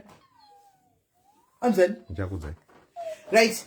Saka ndakanzwa kuchinzi hanzi izvo kutraining kune vanoshanda nekuma mental health hospitals. Kana wig is the best kupfeka wig uchinda kubasa. So that kana vakavaya vanorwara nepfungwa vakatanga kutakuta violence andika akakujuma anodonza wig. Ndakanzwa kuchinzi hanzi wig is the best. Anobata wig. Haabate vhudzi rako. Because akabata vhudzi rako anogona kutokuvadza ende hadzuriki zvokumhanya. Saka ndakanzwa kuchinzi hanzi kana uchinda the best is to wear a wig. So kana uri kushanda kuhospital kumental health takupinda muchando ndiyo nguva alright this one too. This one face. Yes. Oh, Iyi chaos footish. Andika just kupfeka iyi kana angwa mvura unongongwa mvura wig wotisa nayo musoro wako osara.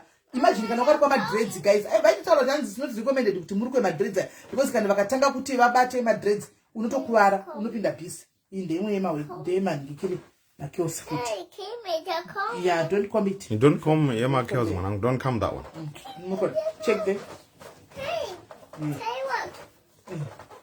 And Murguna, Mazuanaka. Comb and down. Saka, we are excited, guys. Support me. That's the only way you can support me, you guys. Support me. My price. My price. My price is 150. Akareba. Akareba rebaya. 150. Aya akaita aya mashota ya 120. 120 mashota. Akareba yo 150. No my price. 150. £5 postage. Ya ni postage £5 straight. Isusu ukatotenga nasi mangwana kana kusura mangwana taposta tatokutumira atinonoki zvedu atitambine basa.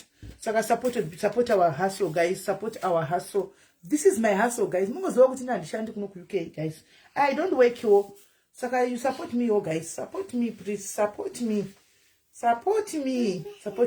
Kangotenga mawigi mafutawo. Vaile mafuta vepo. Moya moti mvaru mafuta inyama mchini nesura chikaima tafushi mafuta anoyaringa mafuta avepo yese motenga mafuta yenyu buy your stock gara une stock yako andichika buy your stock gara une stock yako aungambotadzi kunaka newedha iri kunaenda katoona usaka makanaka kudarika isusu wadzo sina antobvumire mafuta angu asi munobvuma singaiti because ndochinja kandi kagadzira vamwe ndotesta ndichingotesta pandiri saka kono ndambomira kutest kuti ndombotika newayo ndomborega kubika manyuwa ndimbomenjena yangu pere zvako iwo max tiri ku UK kuno kutoshandisa currency ipi nai hanzi nado 150 pounds chikwa 150 rand here 150 rand ku South Africa ndenga 2 liters zemafuta chete maidoidoi zvamunoziva wani pounds 2000 zvimapounds anditi kunyika yekwa king Charlie.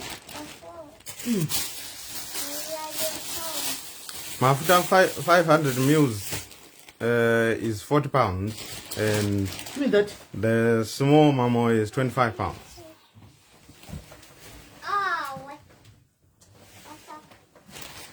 Mafuta I want this is price yeah. Mafuta I don't know the price. I don't think it's going to go down the price. I want this price.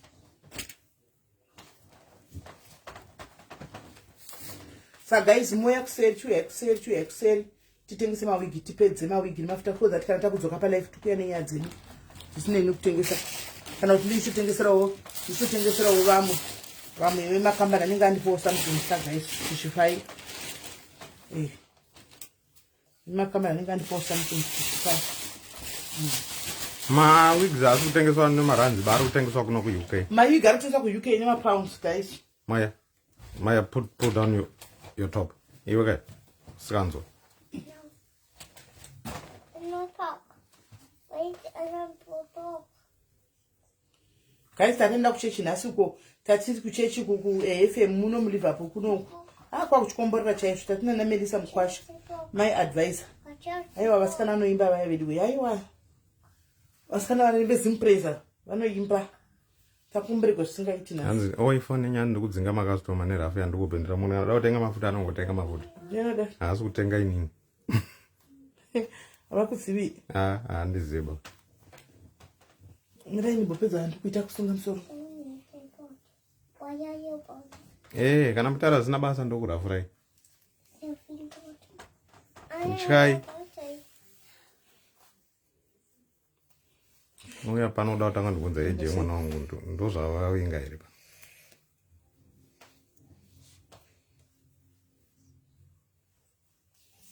Ndambuka ichi.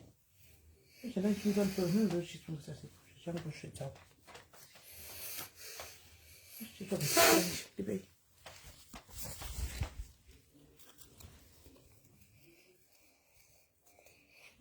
Yeah.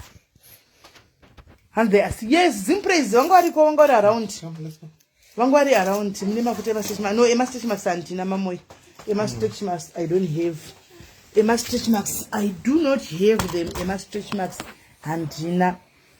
Nkoma kuto nokafana ne brother yangu hadi mafaniza nokubira. Imi muda utabara mkoma godon ere guys. Imi musatambira mkoma godon. Do you have pigmentation cream? Iri kuya iri mu road. It's coming. Linda Smith is coming. It's coming. It's coming. It's coming. Yes, vanga vari ku AFM kunoku. Vanga vari ku AFM nasi. Yes, memunyashaenda kurova. Vanga vari ku AFM. Anzi mafuta ya break. Mafuta ya break chamwari hapana wena kutongonyiswa nemjolo takadaro.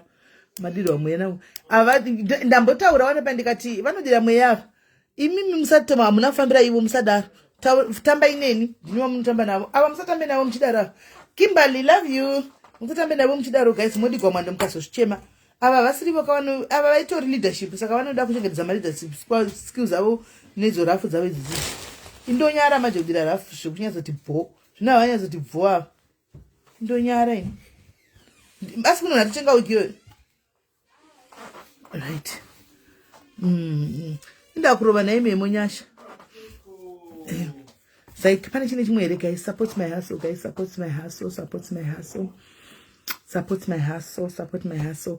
Ndakanza chinzanzo ku mental health hospital unofangwa kutopfeka wig because the training yataidzidza guys kana vakakuti musoro. Thank you Mimi for 500 stars, thank you. Vakakuti musoro akubata musoro kuti kudai. Imi guys anza bigger the which one 500 mils for body cream utogara 2 months 3 months amaona ndizvo ndakadzidzawo kwanda naenda kuchikoro tikatoti okay all right because ikunomboita nasty anomuzata nonga chirwara guys zvikavasvikira kudai so zvinombooma unogona umbodambugwa kana ziso unotokonyiwa kabisiwa kudai ziso chare unobisiwa kana zvasvika guys saka you protect yourself. Hands but truth is not appealing. Ruth Moyo, just try you to avoid them. Try to avoid them. Admina. Try to avoid them. Really. Kuti musazo batikana. Try to avoid them. Chet musatambe nawo. Mutamba nini, tamba ineni. Tamba ineni, musatambe nawo. Tamba ineni. Musatambe nini. Nabo. Right. Natsi kana zvikakwidza vanondodhonza mavhudzi iwaya anotiza naro vhudzi kwanzi ndaiudza imwe nyaya yakamboitika hanzi saka ndidzokereku ndodzoka ini manje mumi ndaiudza nyaya yakamboitika guys yekuti kwanzi please show them my picture I sent to your WhatsApp yemafuta ausend ayokuya ganda ranakazve kamwe here ganda here manyama eganda ndichakanda picha ndipa WhatsApp ausend it WhatsApp kwanzi umwe akambo like murwere patient yakamboti kune zvazvekutandikana zvavasvikira ndobvati kune munhu akanga achimubatsira I'm going to kill you anomaona I'm going to kill you saka akazoti akataimira patient like care wake akafuratira ndobva anobata musoro anomaona abata musoro ndobva anowana mamwe wigika ndobva anosara akabata wigi kudai anomaona asara akabata wigi kudai so ndo akabva afungwa kuti abvisa musoro womunhu andanonga achirwara afungwa ndobva afenda kuti ndadambura musoro womunhu ndobva afenda kudaro ndobva vamutora vakamuvadzika pakamuvadzika ndobva azomuka time saka mufunga make aitozvidza kuti ndadi ndauraya munhu yacho zvatopera aatodya dhina papaya pakudya dhina papaya vakunopiwa mishonga hakuna hanzi ndavachera kukomba kuti vakunopiwa mishonga kwakuuya iyeyo wakanga adhonzera wigi waya ndiye ari kuya nemishonga yake akamubatsira obva afenda nechituo akazviza kuti ndafa munhu akuona munhu ari kuya akadii vakamubata wigi akafunga kuti musoro womunhu wakabata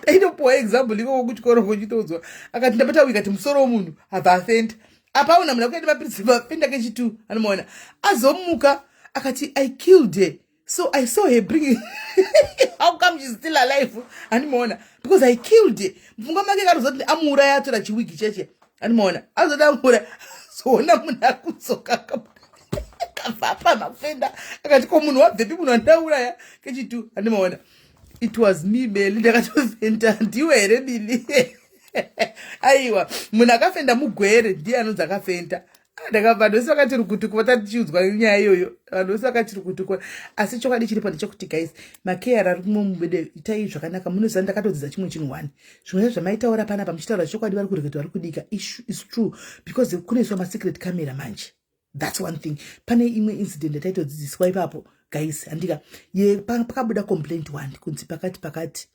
kuAfrifest memory nendiriko Kimbali ndendiriko ndendiriko ndikutoitengesa panapa pandikutoimaketa show yoyo ndinendiriko akamhingirira vakapiwa nechero tichiko nechero nyaya yekuti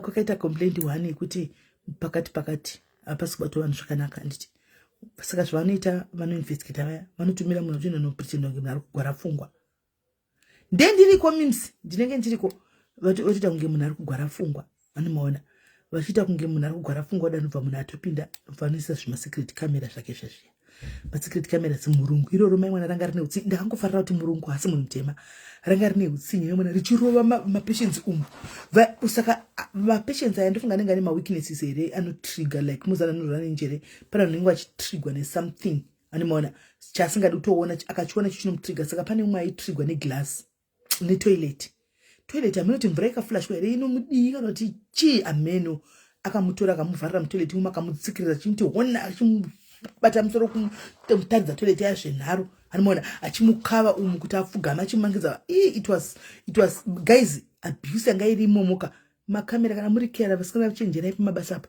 munoisigwa makamera musingaoni abuse inobuda yese pamakamera kudai zvinobuda zvosho tinotizirepi kana zvobuda unonyara munhu akatosunga kaenda kujereka kusunga kuenda ujere guys mabvisi amuri meni makamera makera pamunenge muchifamba umu please ingotirai kuita zvinhu zvenyu basa renyu muchisekerera uchirekaita plastic smile sekererai mupedze basa mubve minti musarekodhe muchiita zvekutora mafoni kudii vanenge vachito makamera anenge aripo munenge muchitoonekwa nemakamera mugari makazviziva izvozvo atozvidzidzisiwa izvozvo hanzi rini musi wa26 guys musi wa26 mwedzi uno uyu musi wa26 mwedzi uno kunenge kune Afrifest kuna na Japraiser kuna na Winky D kunenge kuina Duterere kunenge kuina Trevor Dongo kunenge kuine vakawanda vanenge varipo handika saka guys variko tengai matickets enyu from 70 pounds to 1 chakadaro to 2 chakadaro matickets depending niko ningo chida kuenda kutambira handika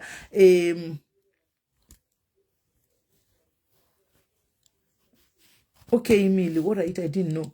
All right, so tengai ma tickets guys zvange zvakanaka wani madiaries takanita stable redu so amoni takanita stable redu na stana nengari mweri andakuona pana stana takanita stable redu madiaries tonyatsa kunoti go tinyatsa kumwa tiri papo tinyatsa kufara tiri papo hamuzvioniwo aripo Trevor namuona hamuzvioniwo here guys tinyatsa kunofara tiri papo takati stable redu takati guys hamuzvioni kuti tinonakigwa. Hands my sister wanted to go but I share cash. Okay. I need my tickets ndakatongopiwa newa 2k. Ndakangopiwa my tickets newa 2k. Ndakangondipiwa my tickets. SIS MELLY we have function. Saka ndiriko. Amoni guys, amusikuda tite stable redu guys tingo organize please visit our store Pro Cook. Onongo chitengesa munenge mutengesa res dibate ku WhatsApp. Dibate to yako utengesa tiri papo. Ndopa tinozosanganira na ipapo mafunga inga magona kumaketa one ndokunonzi kugona mari zvinai clear ndokunonzi kugona mari ikoko matotaura pano sisati kuti tebhuto chingoti handa eka pakati apo todla toya toti mari kai tasiya mari pane umwe weduwo tasiya mari pane mumwe wedu toenda hanzi hamuna discount code. Unfortunately iyi haina discount code, haina discount code this one, because just an event ka ringoitwa ka 1 ende vaimbi varipo muri kuvaonawo kuvasimudza maaccommodation kubva kuAfrica plus ivo fee yavo. Indatofila kuti maprices avo chachawanenge ari pasi neline up iripo, but anyway I think zvinhu zvakavashandira. Ndatofila neline up iri apa maprice aya java musumudza mari. Thank you Tatenda Nkonte, thank you. Java musumudza mari ko wingi wa musumudza mari. Anditoona kuja anofamba nebhendika hanzweni mafuta kwangu ndokunge achiripo Rosemary. Mafuta ekuno kwanopera manje, mafuta pano anoperera pano, function ndokunge achiripo. I doubt voice children's Martins Zimbabwe vanoti amuna kuya kukanzwa nandizivi ini shamiso nesina kudedzwa nesingazoziva here mafunction enyu. Ndotoziva kana ndaudzwa nemapromota kuti pakati pane function yakati uyai, ndipo ndotoziva. Kana ndinanudza ndingazvizivirepi zvangu, ndisingazvizivi. Kwai takanonoka kutenga akukwira nawo, takanongotenga kukwira ari kukwira ka saka tengai matiketsi because achakwira. That's the truth. Matiketsi anokwira, that's the truth. Hanzi muye newig kuti ugonditorera raitatenda, kuti ugonditorera musoro. Ndakarukwa ini wigi ndoidi zvangu, wigi inopisa yaita dzanzitadzisa kufara, wigi inotadzisa kutambaka. Ise mutira zvekujaiva. Bvunza vanhu vaveneni kuZimfest kuti ini ndinozvijaivhira. Bvunza vanhu vave kuZimfest neni kuti ndinotojaivha kuzvijambira kukangama kuti ndiripi. Ina handisi celebrity kaini, handisi celebrity. Saka ndinotojamba kunakigwa ikona. Tibura ndene rusandi kufara kwa SIS MELLY atitambei guys. Teni chitotamba. Wigi inototasa chibwerera muchira ziya kana wakaisa makeup aya munenge kaisa foundation aya ichibuda yakaita brown indoita kutsava Francisca kuti kana ndochitanga kutamba kudai auwo ndibatiwe. Ungazondiziva kuti simachembera aya takunyatsa kuchirova get down. Ungazotizive. Funza timura funza mai mazuva sindakawo vatambisa ndando vajaivisa sei. Asi ndakavadira chinhu wani mai mazuva ifree spirit vanofara. Vanogona kufara, vana nguva yekutaura nezvokuti kudii panguva iyoyo munenge muchita zvinhu zvekufara. Vanenge vachitojamba vachiita noise hoyo tese. Haiwa vanofara. Na MC mudazvini kanofara kamunhu kaya. Satotozvifarigwa isi. Vanoti ndaivenda vaigona kufara. Mona. Because ndaivenda udza kuti mugonere zvekufara sikana because ini ndozvifarigwa.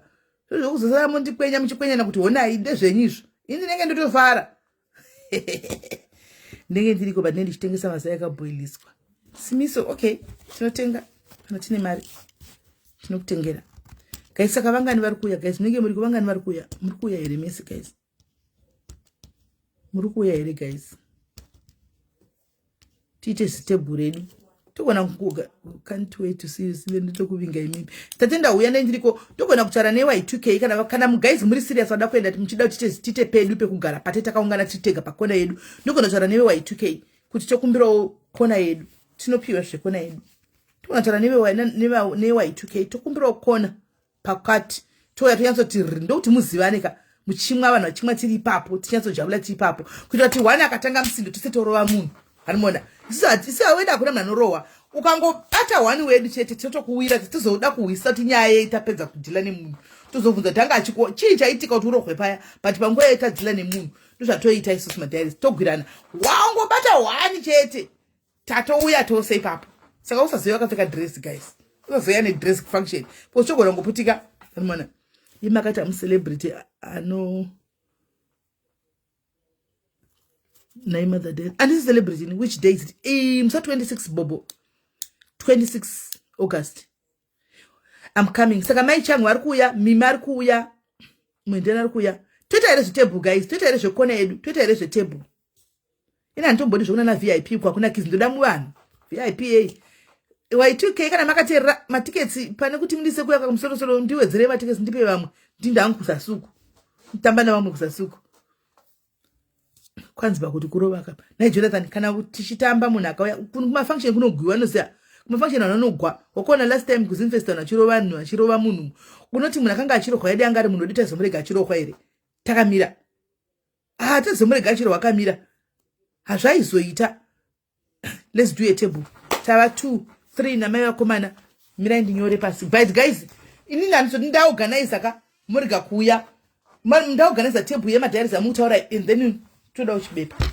and then imimi vanhu hamuchabatikiri hachizobudi mirai tinyore mazita pasi kana kuti moya kuseri guys moya kuseri I think so uyai kuseri ndonoti muri vangani then ndobva ndavaudza toita tebhuri yedu agogoma dhiyo vagara vanouya zve hai natanya obviously tanya nemwana wangu obviously magara munotouya saka toda kuziva tiri vangani so that atigadzirire peri do you have matickets ina handina matickets maichanga ina handina matickets simiri vari kuuya miri mari kuuya futi handina matickets but muri kuti hamuna matickets vasina matickets muri vangani ndikutorere matickets ndikutengesere matickets muri vangani kuLeicester bobo Leicester muri vangani asina matickets ndikuorganizire matickets achona muri vangani mongotenga matickets achona muri vangani tibate matickets hanzi ngava yeko up alright ngava yeko up Messi uyai ku up guys tona tikaita stable redu tikaita 15 tikaita 20 tozokudzai kana kusekana tenga ticket edisi kana ticket tiri kunesa ndibate kuseri kana ticket zvedu kunesa tione kuti matickets munhu wese amawana matickets tione kuti munhu wese amawana tinobata aiwa 2k vanotitira plan tinotowana matickets toda kona yedu zitebhu redu reka muchitukisa doro renyu moisa masidoro renyu ipapo tichitamba tiripo tichiinterakta tichinakigwa tichifara tiri papo ndokuti madiaries ndokuti madiaries ane rudo hatisemani hatitarisirani pasi tiri vanhu vamwe chete takafanana tichida kufara ndipei ipapo ndipo ipapo full time uzorara kuLeicester kuna homge wako hanzi namire ndozorara kumba kwako alright ndinoya life inochinja sure last mbenge westega masingles ari ku UK vanoshandisa dildo vaya apa vavesi guys wonayo comedy anopenga Mike ushu anopenga kwanzi life inochinja kwai SIS MELLY vakanga vachimbenge vaiseka masingles ari ku UK kwai ndichirishandisa madildo kwai zvino inini kwanzi when is it I may come 26 uya come 26 August kwai zvino iwonayo neniwo ndawe paposition ndakuita zvedildo ina ndadildo anoita ina nditi zvevadildo ndiri munhu mukuru ndagara ndiri celibate naye Mikeo ndigara ndiri celibate ini ndiridzire kuita sei how much for kids tickets phone yacho ndaisiya kumusoro kune information iripiko ndaisiya kumusoro ngoma gotoni phone yenyu ndichasire pama flags rakapuwa nayo aituke yaya vana vari kucha mari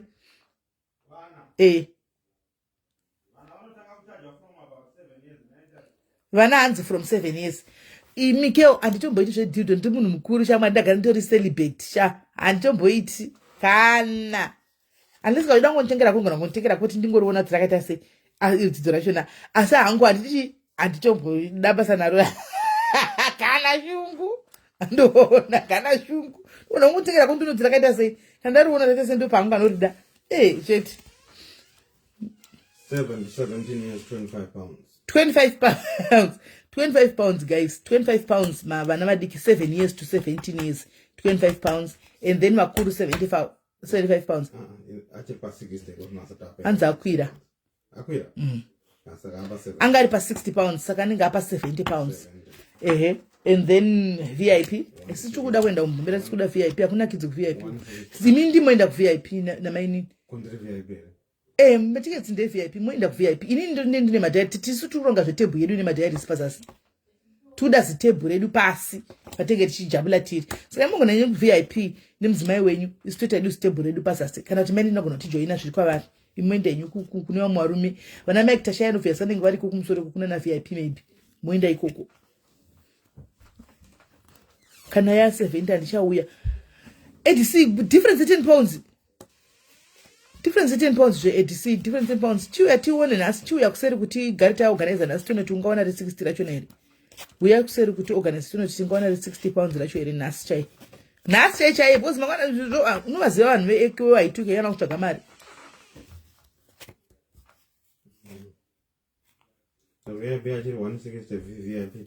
mamfonera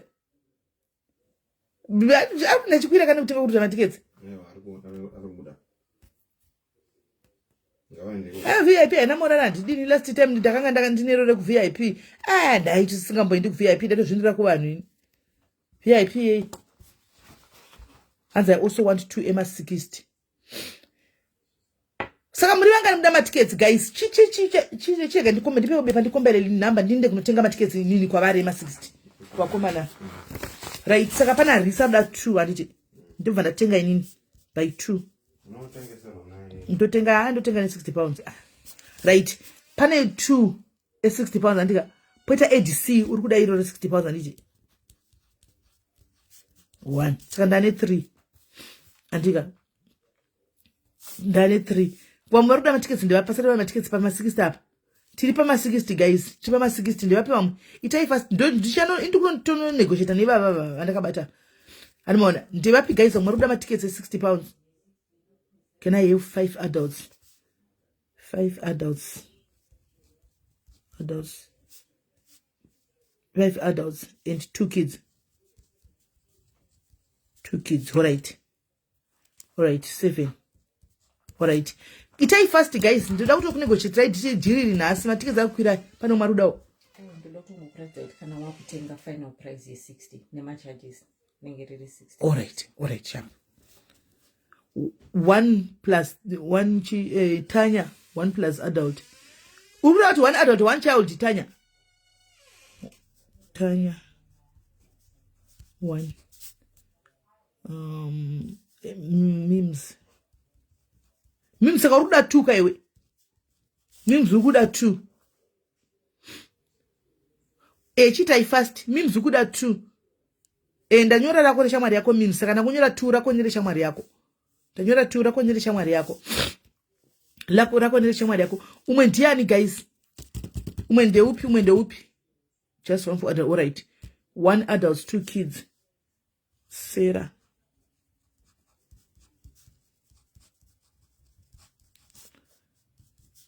One adult, 2 kids. All right. Danyora, 1 adult, 2 kids. Ndikangopedza pa live ndakutono mafonera. 2. All right. I've got mine already. Unarako. All right. Mi mani rake. Okay. So it's 1. All right. Pani wamwere guys. Pani wamwere guys. Rachel, 1 adult. Rachel.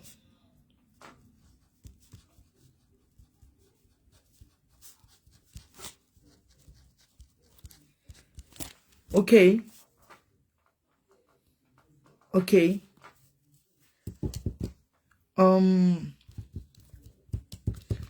Pane vamwere guys. 5 more minutes no vandaenda. Pane vamwere. Pari kunyoreswa chiviri nanonoka. Function aifi matikets function. Pane vamwere guys, pane vamwere guys. Vari kunyora pane vamwere. Pane vamwere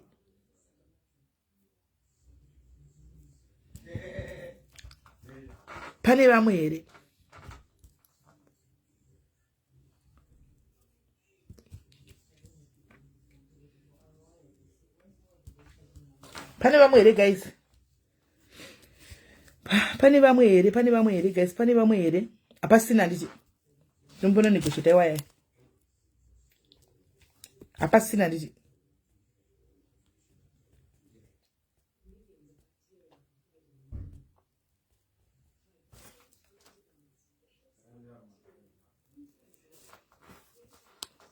Abasina nditi. Alright guys, saka tobatana pan live inotevera. Be safe guys. Love you. Take care of yourself. Musaka nozotenga mawigi nemafuta guys. Vai matanga kutoya kuseri. Mutange kusama order yenye mawigi nemafuta. Munge makachena ku mafaro. Munge makachena. Tobatana pa later. Bye bye.